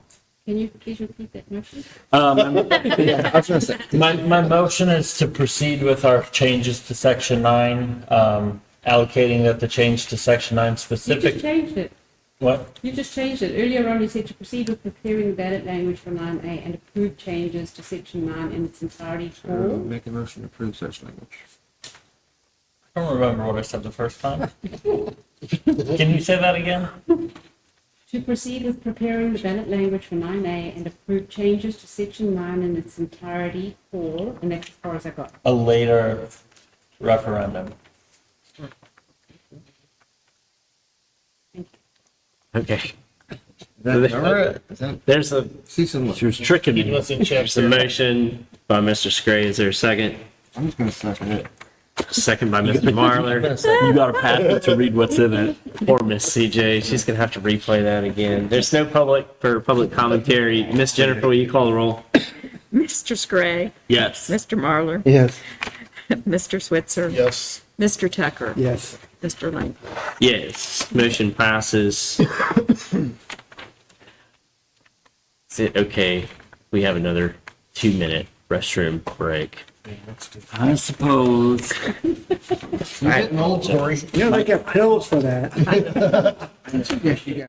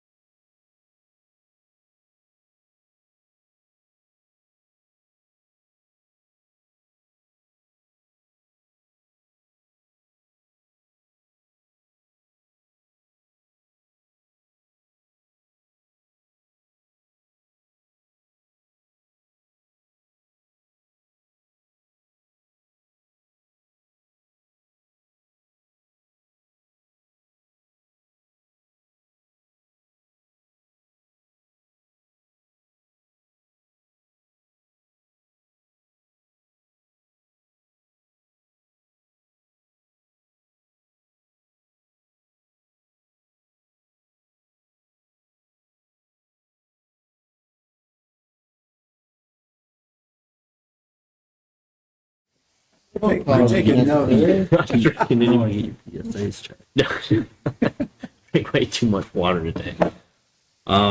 Okay, so we finished up with 9. We're gonna address ballot language for 9 at the next meeting. So we're gonna begin review of section 10. Mr. Scray, I believe you had some additions there for the separation of powers and administration. Do you wanna discuss that? You're talking about what's already there? Yeah, 10A. Yeah. First off, I want to say that I did a lot of research into a form of government, and city our size really only got 3 options. What we have, which is commission manager plan, where we have a legislative body that appoints a city manager to run the day-to-day operations. You have a weak mayor system, which effectively, I might get this wrong, Amy, if I'm wrong, correct me, but effectively the commission appoints a weak mayor to have some administrative duties over the city. And then you have a strong mayor, which elected and basically takes place of the city manager. Commission manager plan is by far the most popular throughout the state of Florida from what I've found, and even into further portions of America, except in certain cases of certain size cities which don't apply to us. A lot of large cities tend to have different forms of government than what we have. I think what we have is great because it covers the trifecta of government that we have in our nation. You have a legislative body, you have that legislative body appointing somebody to run the day-to-day, and so you have a little bit of a check and balance there. I think to move to anything else, any other kind of system would be premature for a population of, 25,000? I don't think we need a full-time anybody up there on that dais except for the city manager. As far as 10A, what I'm proposing is, I feel like there's, in the past almost 6 years that I've lived here, June 1st will be 6 years, I've seen, 3 mayors. I've seen 2 city managers. I've seen 10, maybe a little more than 10 commission members. Started with, Dan Russell and Pat and Mayor Margo Anderson and Commissioner Tinder up there. And we've had, a lot of changes. I've seen a lot of conflict arise at times in multiple administrations. Like all 3 of these forms of administrations that we've had kind of conglomerate. And what it comes down to is that the legislative body needs to remember that it's a legislative body and it's not somebody who's in a position of running day-to-day operations in the community.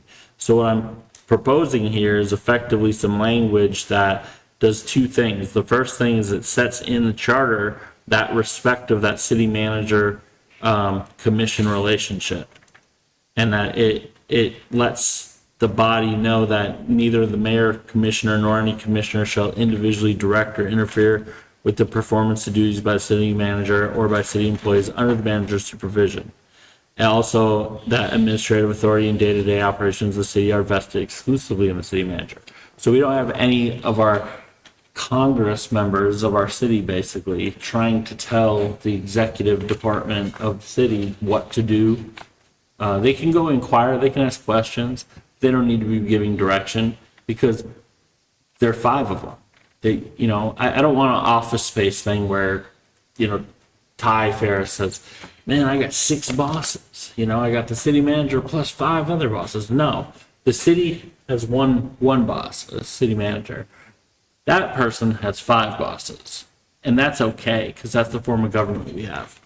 The second sentence or section here, basically similar to kind of what Congress does, is whenever there's a new member of the commission, the commission shall set meeting rules and protocol within the first 45 days after that appointment or election. And it shall be approved by the majority of the commission. What this does is sets a precedent that this legislative body, at least by majority, will agree to how it will conduct a business toward the city and the citizens and amongst itself. Because we've seen a lot of conflict and infighting that I think could be reduced by them agreeing to how they'll function. Some examples would be the meeting conduct rules, you know, rather than letting one person, you know, say how that's going to go, all 5 of them can their first act as a complete commission can be to say, hey, we're going to set rules in place, we're going to review the current rules, we're going to talk about any possible changes, and this is what we're going to put forth. That way the citizens, the city, and the commission all are on the same even keel of expectation of this is how City of Lynn Haven commission meetings will be conducted. You know, if they want to change public commentary to 2 minutes, they will have voted on that and agreed to it. If they want to say you can only talk about what's on the agenda, they will have voted on it and agreed on it. If they want to say, you know, you can bring visual aids to the podium, you can do that. If they want to say, hey, you can address individual members of the commission instead of the chair, they'll have voted on that. If they want to say how agenda gets set, they can vote on that, you know? So that's kind of where I'm at. I mean, Congress literally does it. That's the first, every Congress that's set up, that's the first thing they do is they go through their protocol. That's usually bill number 1 for that section. So that's kind of what I'm pitching there. I see like where you're going with this, and I don't disagree with it. I think there are going to be some administrative challenges with this. Number one, you know, we have those name tags up there has seat 1 and seat 2 and seat 3 and seat 4, and then that one says mayor. That mayor pay is different than the commissioner pay. So effectively, if what you're proposing goes through, then we need to make the mayor's pay as the same as the commissioner's pay. No, there's additional duties that a mayor commissioner, that should say mayor commissioner. And there's duties that the mayor commissioner has, such as, I believe they sign financial stuff. They sign the checks. So there are additional duties that warrant the mayor commissioner role having additional duties, and they are charged with running the meetings. So that separation of the fact that they are a mayor commissioner, they have all the same duties and responsibilities of a commissioner, but they have an extra set of duties, right? Like a lot of people don't realize that the mayor commissioner in meetings can make motions and second motions without passing the gavel. There's this misconception that they can't. They have all of the duties and responsibilities and authorities of another commissioner. They are, in fact, a 5th commissioner. So I don't think we have to change their pay or anything like that. I think we have to remember that they're a 5th commissioner and they get paid to do a little bit of extra work. So, Ms. CJ, how setting the agenda for the meeting? Is all 5 gonna set the draft agenda for that? If this were to be in here, how would you do that? So what has happened in the past is that they have met with the city manager and discussed that individually, each Sure. with the city manager. Okay. And then the city manager feeds that information to me. How it'll work in the future with the city clerk, because I guess they would do the They same can thing. define it with that second sentence. They will define as a commission how they can set their agendas. They can say, hey, any commissioner that wants an agenda item, it will be put on the agenda. As long as they want it on there, you just have to inform the city manager. Because when it comes to the meetings, if the other commissioners don't want it, they can vote to delete it, right? So, but let the legislative body define how they're going to set their agenda. Just set the facts in place that they need to agree on how they're going to do business, and they're going to set those rules and protocols in place, and that they're not one person in charge or 5 bosses. They're a collective body. I think that's what they forget sometimes. Whoever's up there, it doesn't matter. I think sometimes people in governing positions forget that they're a body, not individual members. But is this gonna change anything by adding this in there? The first, in my opinion, the first sentence is gonna put in place an expectation that an individual member of the commission going to the city and interfering is something that the rest of the commission can hold them accountable against, right? I thought that was kinda already. I mean, is it? It's happened and nothing happened about I it, agree, it should have. you know? And the second sentence is an actual actionable item that they would need to produce within 45 calendar days of somebody being elected or appointed. They would need to have an agenda item that says, hey, we're gonna re-review our rules and protocols of our committee or commission, and we need to make any changes we want to make and vote on it and move forward. I will Yes, ma'am. just offer, Hold on one second. Yes, ma'am. Usually, with the previous city manager, they would send emails and she would decide what went on and what didn't go on the agenda. Currently, they'll send emails for adding agenda items and they're put on. Their request is respected and it's up to them whether they want to go through them. Okay. Miss Amy, oh, I'm sorry. Did you want to? So it would depend on who they're working with as their city manager, I guess. Okay. Thank you. Miss Amy? with regard to the separation of powers, I will say that other local charters that follow the manager commission form of government have similar language. I know Panama City Beach has that sort of no commissioner directs anybody subordinate to the city manager.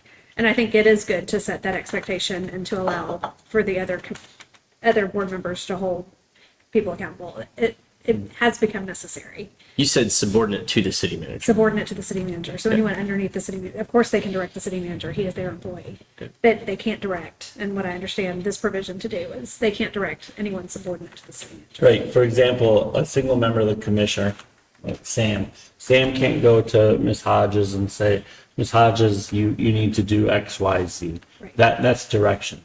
What Sam could do is he could go to Ms. Hodges and say, hey, I'd like some information on this topic. And then when he gets whatever information and he asks questions and what would this look like? How would that affect you? He can do all of that. Absolutely. But when it comes time to actually be direction, you go to the city manager and say, hey, I would like the, assistant city manager to do this. And then the proper answer for the city manager would be is, great, we'll put it on the agenda and you can discuss it with the rest of your legislative body. Yes, sir. I In agree. the same vein, could be interpreted that the city manager will not interfere with the new clerk, right? Is that what that's saying? I mean, there's a separate clerk section, so we would probably have to talk about that. This is Well, more the You know, clerk would commission. be and there's, Yeah. Silo- now there's a silo city, with the commission. and there's a city manager section that we haven't gotten to yet, that we could potentially look at that there as well. They'll be, the city manager and the city clerk will be peers. So the city clerk will not be subordinate to the city manager. Right. Yes. Will not be subordinate. But he's a subordinate to the city clerk is a subordinate to the commissioners? He reports his direct report. Direct report. So a couple. And of course, subordinate. So a We're current not built example politicians. is that the city manager and the city attorney are effectively peers. So the city manager goes to the city attorney and says, hey, I need you to do, I need you to pull this, start this case or whatever, right? Something legal. If the city attorney feels like that's a violation of what they're supposed to be doing, they have 5 people they can talk to about it and say, hey, city manager's asking me to do this. And if it's something that requires them to say, yes, you can do this, then that's a vote and it needs to be on an agenda. It comes in part of the city attorney's report. Yeah. What's that? I would do it in the city attorney's report. Right. And hey, the city Bring it up. manager asked me to do X, Y, Z. Is the commission okay with that? And if the commission's okay with that, they should make a motion. There should be a second, a vote, and done. No walking quorums, no head nods. It's business. So my question on this, on the first half here, and Ms. Hodges, I guess this would be more directed towards you. So the commissioners have an evaluation of the city manager annually, right? Correct. And I'm assuming there's a feedback that happens prior to that, right? I would think that evaluation process conflicts with this first paragraph. How? I would not, Okay? because the city manager is a direct report to the commission. Okay. Therefore, they have the responsibility to provide feedback and to provide that evaluation to the city manager. Okay. It would be in conflict if the commission was evaluating me, for example, or any of the staff subordinate to the city manager. That would be inappropriate. But to evaluate their own report, it would not be. Even if they're appropriate. doing a 360 and they want information from subordinates, doing that evaluation of the city manager. I mean, to me, if I were a commissioner, what I would say is, hey, city manager, in order to conduct your performance review, we plan to get input from all of your directors. This is the way we're going to acquire that. Please inform them and have them participate. And, maybe the director, maybe there's like an online thing or something, they fill it out and they send it directly, like a form they fill out and send it directly back to the 5 commissioners. So you're saying that they would have to all do the same, they would have to vote on this process. Yeah. And say, hey, we all want to talk to the department heads and figure out how Ms. Hodges is performing as a city manager. So they formally vote on that. And then they would be allowed to They go. would execute their plan. Okay. Because what we have right now, for example, and I'm glad you brought up the city manager review. What we have right now is 5 city managers evaluating the city manager 5 different ways. You mean And 5 that's commissioners? 5 commissioners evaluating one city manager 5 different ways. So, I mean, imagine in your own professional career, if you're being evaluated and set and giving expectations by 5 different people. And, oh, by the way, 6 months from now, one of those people is gone and there's a new person in there, right? And now you're going to be evaluated by that person. This is just, it's way too complex. There's no reason that in modern society that the legislative body can't get together and say, hey, this is how SMART goals, right? This is how we plan to evaluate our city manager. Let's put some goals in place and we vote on them in different areas, right? Everything's put in place, they vote on it. And so for the whole next 12 months, they know that's what they're being evaluated against. So 12 months from now, even if one of those commissioners swaps out, they can look at this and say, okay, even though I don't like it, this is what they were held to. I can review against this criteria. I don't know if any of you guys have ever been in a position where you've had to do that, but to collect a new subordinate and you have to review their work and you don't know their work very well. But if you're given something saying this is what they're being evaluated against, Benchmark. it's a little easier to do that. What I would hate to see is like the city manager comes back and says like, well, you rated me a 3 in this area and that you never told me that I was getting evaluated that way.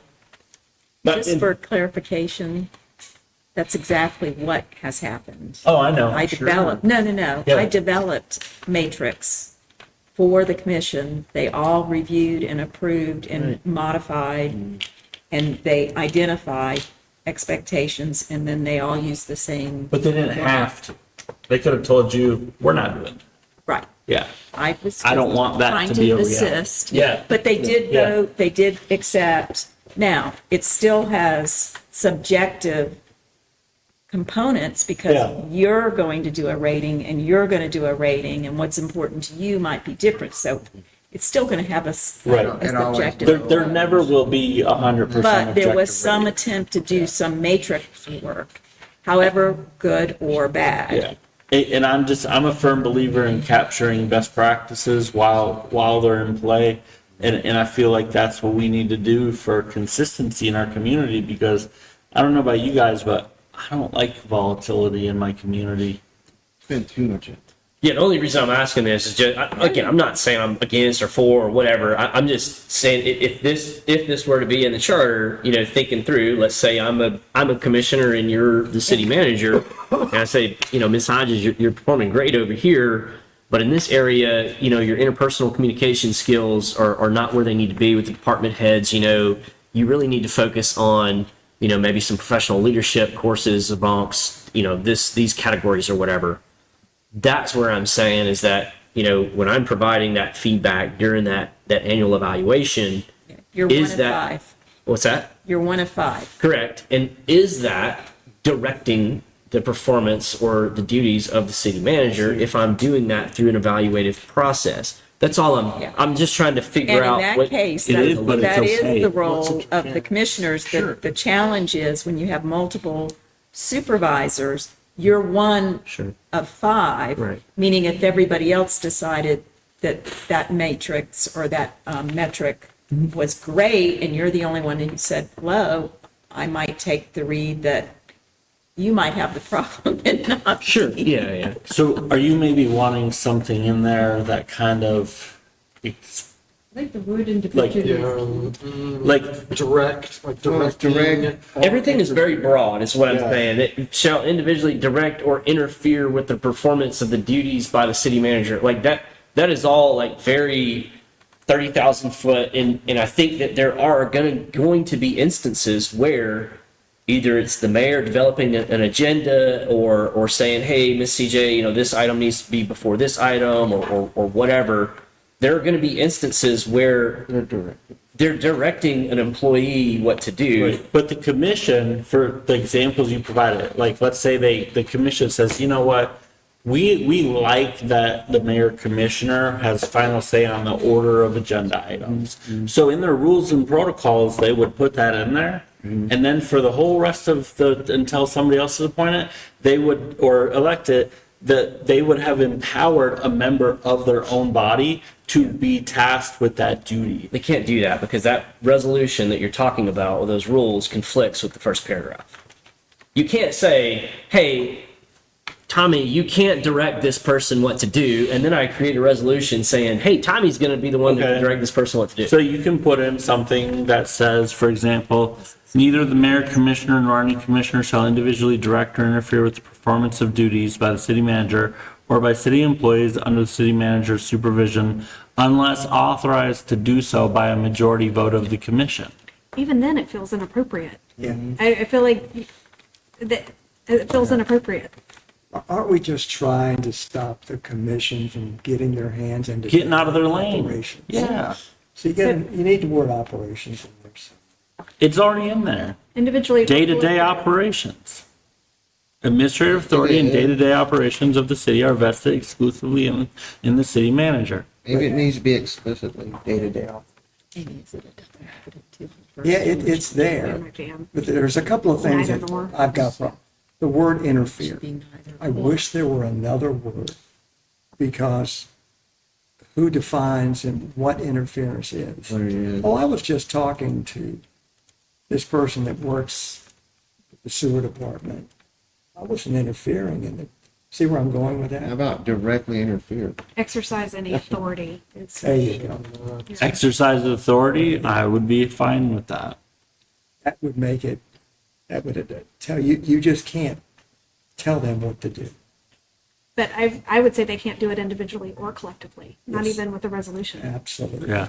Miss CJ, if a commissioner needs a document or a public record for something that is coming up for a vote or something like that, let's say that Commissioner Warwick says, hey, Miss CJ, we're going to vote on this coming up. Can you give me all of how many water bill accounts we have, right?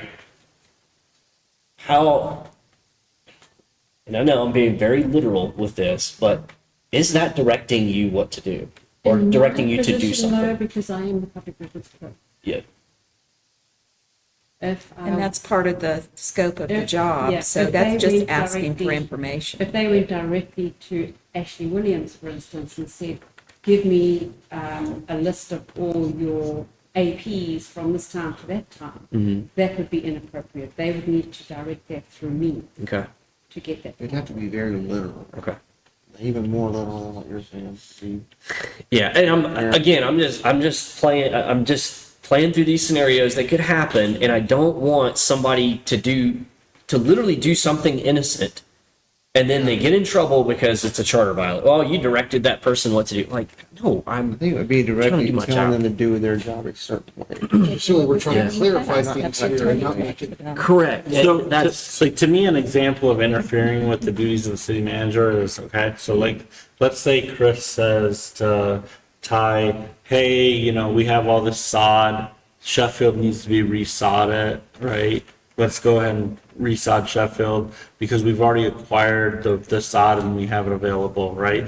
And the city manager, or not city manager, commissioner said, hey, I live over by Kinsall, sod Kinsall first. That's interfering. Like, that's an example. or if they said, wait a second, this sod was purchased through a purchase order to sod Porter Park. You can't just go start sodding other parks. Yeah. Is that that it? interfering? Is that interfering? Is that directing? Or is that correct? Or is it correcting? But even with them asking Ashley Williams, for example, anyone can ask anyone for information in the city.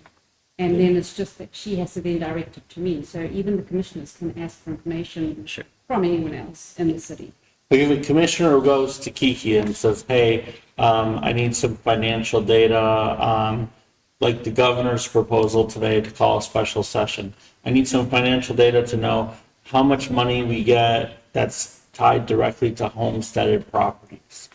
They're requesting information, they're inquiring, that's their duties. We've talked about elsewhere in the charter, or we will, I forget what section it is, but we'll talk about the duties of a commissioner and what they have to do. And that's a power that we as citizens give them to do that, is to acquire and obtain the data that they need to do their job that we've elected them to do. Now, if they said, hey, Kiki, you know, hey, we need you to, you know, move money and anything like that. Her responsibility to the city is to notify the city manager. If she doesn't feel comfortable, like let's say it's like she feels like it's a whistleblower situation, there's 3 people once that referendum passes that she could report that to, you know? Well, But do you think that if, in the section where we define the powers and authority of these administrative, like department heads or whoever, that will answer the question in separation of powers? well, we don't define the authority of department heads, but we will define the authority of the commission. And specifically, there's a section that's unique to just the mayor commission. Will doing that, result in what you're trying to do here? As long as we agree to make it that way, like, I don't know how you guys would feel about, you know, changing that. But it does need to say individually and or collectively, Individually or collectively. exercising authority with the performance of the duties by the city manager. I have a comment. Yes, ma'am. Back to your comment about if you were to tell Mr. Ferris, for example, I'm correcting you because you're putting the sod in the wrong place. I'd advise staff that that's when they should just be polite to the commissioner or report to the city manager, because that's for the city manager. If Ty got a direction from the city manager to put it at Sheffield, that's the direction he follows. So I don't think the commission has the authority to correct. Step in. And that could be seen as being, I think it's Would- inappropriate. Even if they see something yeah, illegal? it's a Would this exercise of conflict? authority over. I'm sorry? Would this conflict with section 6 where it says, all powers of the city except as otherwise provided by this charter or by the constitution of the state are vested in the city commission, and except as otherwise provided by this charter or by the constitution of the state, the city commission may by ordinance or resolution prescribe the manner in which any power of the city shall be exercised. I don't think it conflicts with that, because elsewhere in the charter, we'd be telling them what they can and can't do, And so that this section would basically reinforce that, hey, in section 10, we told you you can't do that. So they couldn't pass an ordinance or resolution and say, yes, we can. No, you can't because it's in the charter. It's not in conflict. So that, David, is where we spell out what the city commission can and can't do. Number 6. It's in 6. I mean, it's one of those things where, yes, we went through 6, but if we change something in 10 that we feel like needs us to revisit 6, I mean, if they're linked together, we can always go back just like we reach forward in later sections. The mayor duties, though, the mayor commissioner duties specifically are spelled out in section 11, which, no, sorry, not section 11, where was it? Section 18, which we will eventually get to. So the other thing, that the last sentence there in the first part of this, it ends in city manager. And it should say pending the referendum with the city clerk. I mean, city clerk would be added there, and then I guess it would be the city attorney. No, I think I mean, the way I've lived through it in Panama City Beach, all administrative authority is vested in the city manager. Right. He is the one who hires and fires and makes all of the employee. No, I'm saying appoint. They appoint the city manager, but they also appoint the city clerk, and they appoint the city attorney. Right, but the city attorney and the city clerk don't have administrative We authority or don't have day-to-day administrative authority. operations over all of those city employees. So the city clerk would have authority over Their own. the treasurer. The Treasury, if they're saying there's maybe the, HR. I mean, clerk it's is the some sort of treasurer, subject whatever. matter expert, but Yeah. the city manager ultimately is the one who runs the day-to-day. Sure, yeah. operations. So potentially introducing a sentence to this to cover who the clerk is responsible for and delineating that they have the responsibility for their own. Yeah, that's all. Section. That's all Yeah. I'm saying. I mean, if the city Yeah. clerk passes, then I mean, you really have, you get the city manager, you got the city clerk / treasurer is what they're talking about. So, I mean, you will have some sort of administrative authority over the treasury department. Yeah. Do you think we get 10 on the August ballot or 10 comes later?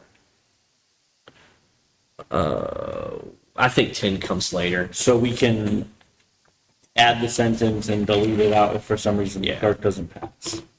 Yes, ma'am. Is that fit better with what you're thinking? I just changed some of the words. It would be in the last sentence up top in the black text.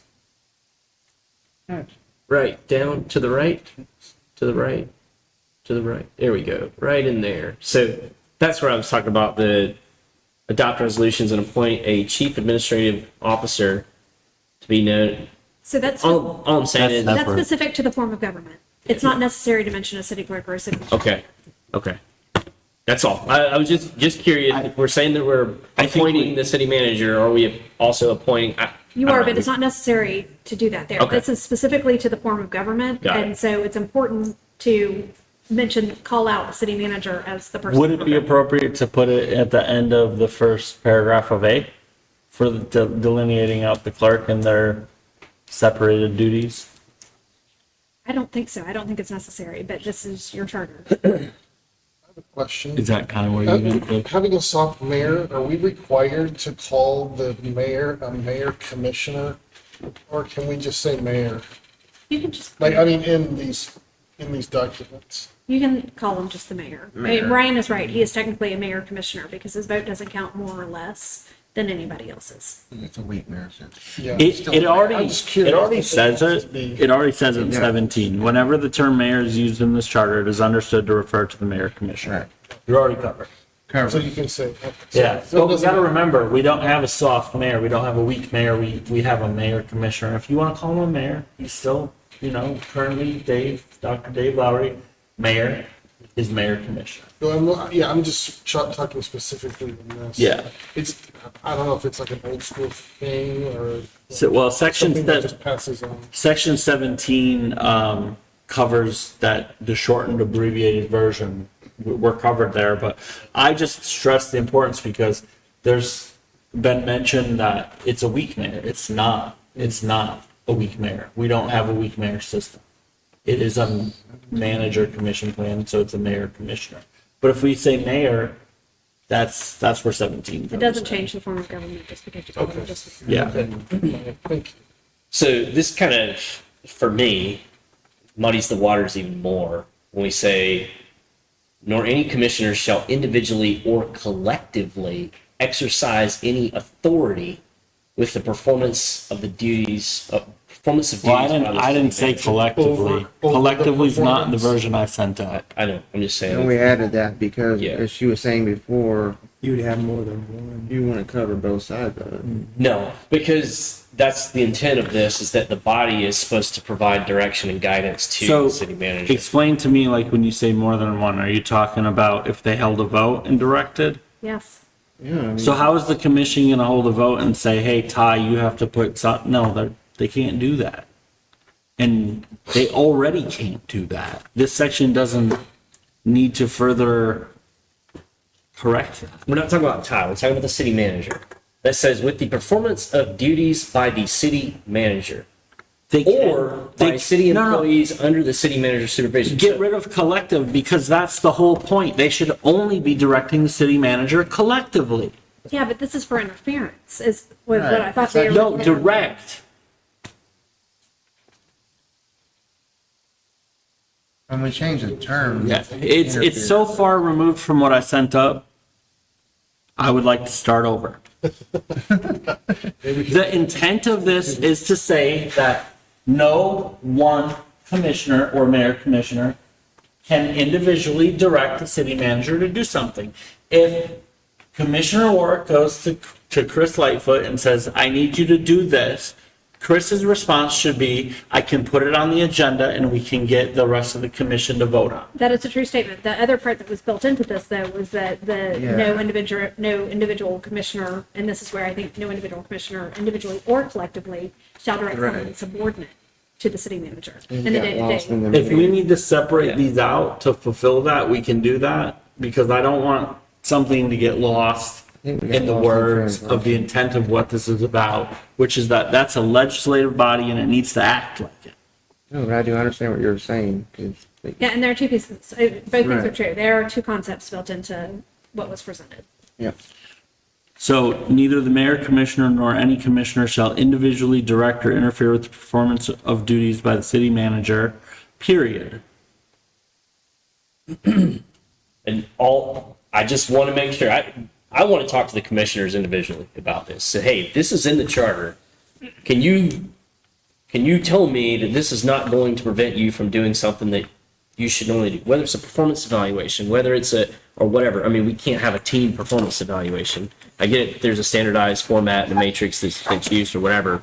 But, if I'm talking to a subordinate, I'm going to give that individual feedback and tell them what they need to do to increase where I think that they fall on that matrix. That's all I'm saying. And by doing that, I cannot effectively provide that feedback and that evaluation because the charter says that I can't do that. I can't tell you that you need to improve your interpersonal communication skills. You can absolutely tell them that. It's just not an effective direction unless it comes from a majority of the commission. And the majority of the commission would have already agreed on how that review process will occur. And that agreed upon and voted on review process can include a subjective section or a section that says, hey, these are individual commissioner goals that we each individually have. Because I don't expect them to agree on 100% of everything.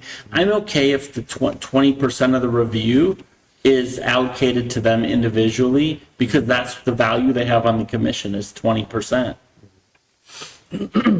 Ideally, the commission will discuss the evaluation publicly. Not all of them do because it's awkward. So sometimes it's just, they each do it individually and the city attorney or consultant synthesizes it into one document that is then distributed to each commissioner. And they can choose to put it on the agenda to discuss it, or it just becomes a public record and that's the end. Yep. No, I'm all for the spirit of what this says. What I'm Can I play with a couple of words on there? Would it make a difference? Where you say authority over the operational duties of the city manager. I don't know. I don't know just letter of the law, like what it's, are we going to get a commissioner in trouble? is what I'm, for a charter violation, when they're really honestly trying to do the right thing. They're not telling Chris, I need you to go buy a new slide for Porter Park, right? They're not doing it. We get that, right? But this, in my opinion, is very, it catches everything. So, and I don't know how to write that. I don't know what words to use. I don't know. Maybe all the commissioners might say, yeah, that's fine. I don't have a problem with it, whatever. Or they may say, no, well, if that's the case, then the agenda is going to be 50 items long because everything that we've got to discuss now has got to go on the agenda. So now it's got to be a vote, and there's a discussion, and there's all, it's like, man, are we? I mean, if they have a problem with it, I'd ask for actual real-world examples. Provide me a real-world example of something you currently do that you think this will now prevent you from doing. I just talked about the performance evaluation. That's my one. direction. That's one. How many do you need me to provide? 2 more.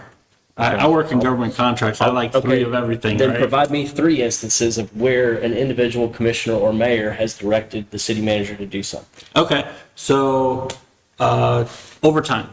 Okay. For the city manager for the special event, right? Or Martin, yeah. Right. They individually gave direction to her to pay for overtime instead of holding a public vote. Okay. Not one commissioner, well, actually, I think only 4 responded because the email was in one commissioner's spam box and they didn't see it. But that was individual direction where it should have come before the public meeting. Okay? So there's a second, right off the top of my head. What was the first one?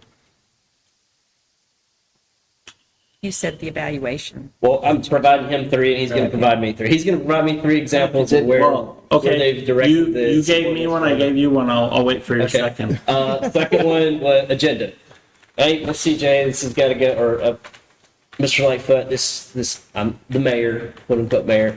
Hey, this is, the agenda needs to be moved to, we're going to talk about this first, so that's that second. All right. So that's my Same topic, agenda. Commissioner Warwick asked for an agenda item to be put on the agenda, and the mayor directed the city manager to not put it on there. Okay. There's your second. This is good. I think Ryan, Come on, you guys jump in here. Ryan should come up with the third first. I'll bring it to the third of the next meeting. Shit. No, and that's what I'm saying. There are, and And it really happens more with the employees subordinate to the city manager. wow. I feel like we have gotten so skewed Oh, yeah. by for previous sure. administrations on both sides that. Yeah. Good gosh. We're trying to put in the We've word. traveled the world. We're trying to put in the word into this document. Can you please just be honest? Guardrails and guidelines, yeah, guardrails and guidelines, that's the theme of this committee. We're more than 2 hours in. I just asked AI, I used up about 100 gallons of fresh water. There goes, you can find a. Example, a commissioner could say, hey, I'm hearing drainage complaints over on Minnesota Avenue. You know, can you go look into that? Okay. That's direction.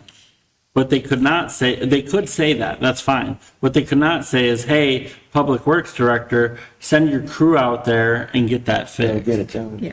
Right? They can say it to Chris, can you look into this? You're not telling him to fix it. What they couldn't say to Chris is, hey, send the crew to go fix that. Okay, I'm glad you brought this up because this would not be okay per this. All right, they shall individually exercise any authority with the performance of duties by the city manager. Right. So the city manager's sitting there checking his email, right? Mayor Lowry walks in and says, hey, resident called and said their ditches are overflowing on Minnesota. Can you check on it? Can you check on it? Yeah. Is that providing direction or to that city No, manager? you're asking them to check into something and come back with you with information. So in my mind, based on what we talked about earlier, the city manager say, oh, sorry, Mayor Lowry, I'll put that on the agenda. You guys have got to vote on it. And if it's It doesn't need to be. It doesn't need to be because it's an inquiry, it's not.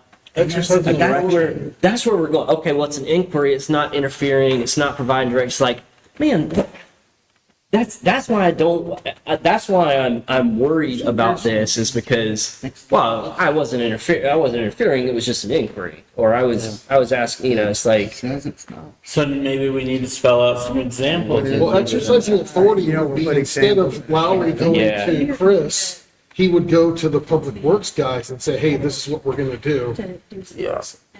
That's where the exercising authority over. All day long. Mr. Chairman, I think we need to table this. Yeah, let's go We're not home. getting anywhere. I do too. I think we need I think to, we're getting burned on it. yeah.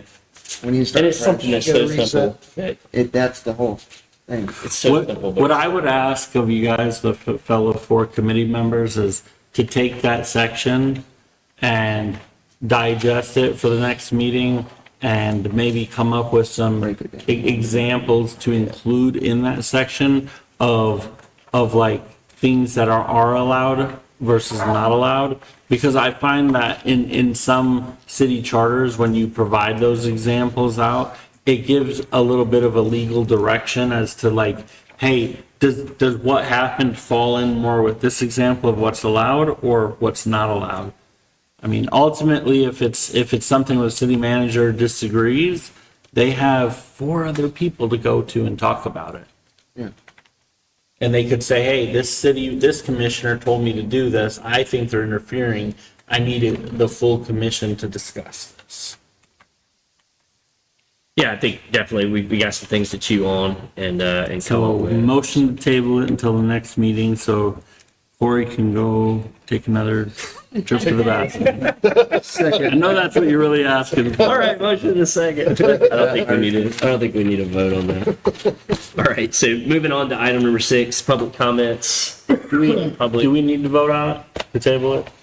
No. Well, technically you can if you don't want to walk in quorum, but everybody understands the direction. Okay. It's late, it's fine. So I'll rescind my motion and it will just be an open item for the next meeting. I'll send my second.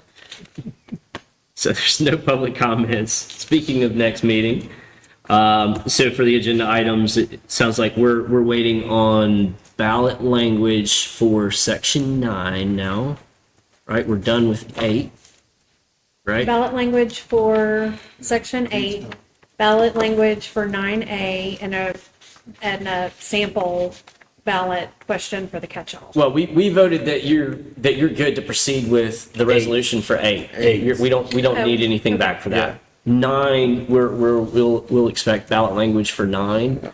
9A specifically. Yeah, And then the 9A, catch-all. yeah. And then we'll continue discussions of chapter 10 and 11 next meeting. So there was, since it is a public forum, there was a comment that I prevented something from going on the agenda. I did not prevent anything from going on the agenda. I don't, do you want to expand on that? Okay, so I had asked at the last meeting that we put an agenda item in place for this meeting for Ms. Ward to be present. Correct. When the agenda came out, I asked why that wasn't on there, and CJ said that the agenda was created with the chair. So we discussed it in the last meeting because Mr. Lightfoot said that Miss Ward had not confirmed for this meeting. So I said, okay, well, if she hasn't confirmed, if she does confirm in the meantime, then we'll just do a addition to the agenda and put her at the top of it during the next meeting. And on the inverse, if we had had the agenda item like I requested, and she didn't show up, we could have just deleted it. Sure. So- And so when I got the email that she did confirm, I said, well, this is what we discussed at the last meeting. I don't want to, as one person, make a decision, right? Apparently you have the authority to do so, though. Well, we discussed it during the meeting last time. But anyway, so that's why I said, well, we're just going to continue like we proceeded, like we discussed during the meeting, that we'll make an addition at the meeting and have her speak. So I just wanted to clarify that I didn't prevent So something for from going on. clarity, let's say between now and our next meeting, Tommy emails and says, hey, a commissioner reached out to me or city manager reached out to me. It's a hot topic for whatever reason. Kind of like I did with the city manager residency stuff. Hey, I want to get this on the agenda. If I email CJ, Chris, Amy and say, hey, I want this on the agenda, is my understanding correct that it will be on the agenda, or is it up to you? No, so what I would want to do is during the addition, deletion, modifications of the agenda, have that added, and it'll be voted on, and then it'll be added. So the only thing, so you would like that the only things on the next agenda for next meeting are the two things we just said, which is ballot language for 9A and catch-all, and continued chapter 10 and 11. 10 and And if 11. we want something added, wait for additions, deletions, and modifications. Correct. Unless you guys know of something right now, that's why usually when we get to this for next meeting, I'll always say, okay, for next meeting, and it's for Miss CJ as well, so she can go back as she's drafting that to say, oh, well. I think I was a little bit caught off guard because I said it at the last meeting, so when it wasn't on the agenda, I was like, what do you mean it's not on the agenda? I said it at the last meeting, right? Yeah, and that's when Mr. Lightfoot spoke up and was like, yeah, she hasn't confirmed for the next meeting, and we. Well, he Put it spoke out up there not at instead. the meeting though. Yeah, he did. Yeah. Yeah, he did. Okay, I didn't catch that. And that's why I was like, okay, well, if she does confirm between now and then, we'll do an addition to the Okay. agenda at the Well, next to be meeting. fair, I was operating off of additional information that the night prior, out in the hallway, she told me she looked at her calendar, told me she was available, so. Yeah. No worries. Just I'm wanted to happy clarify to that. clarify that. Yeah, I just Appreciate it. wanted to put that out there Yeah. and clarify because I couldn't comment on the post because I didn't want to be a sunshine violation. Okay. Does anyone else have anything for agenda items for next meeting other than what we discussed? No. Okay. So the next meeting, Miss CJ, or I mean, can I just confirm, so ballot language for 9A and to continue chapter 10 and 11. 9 a.m. catch-all. Sample catch-all.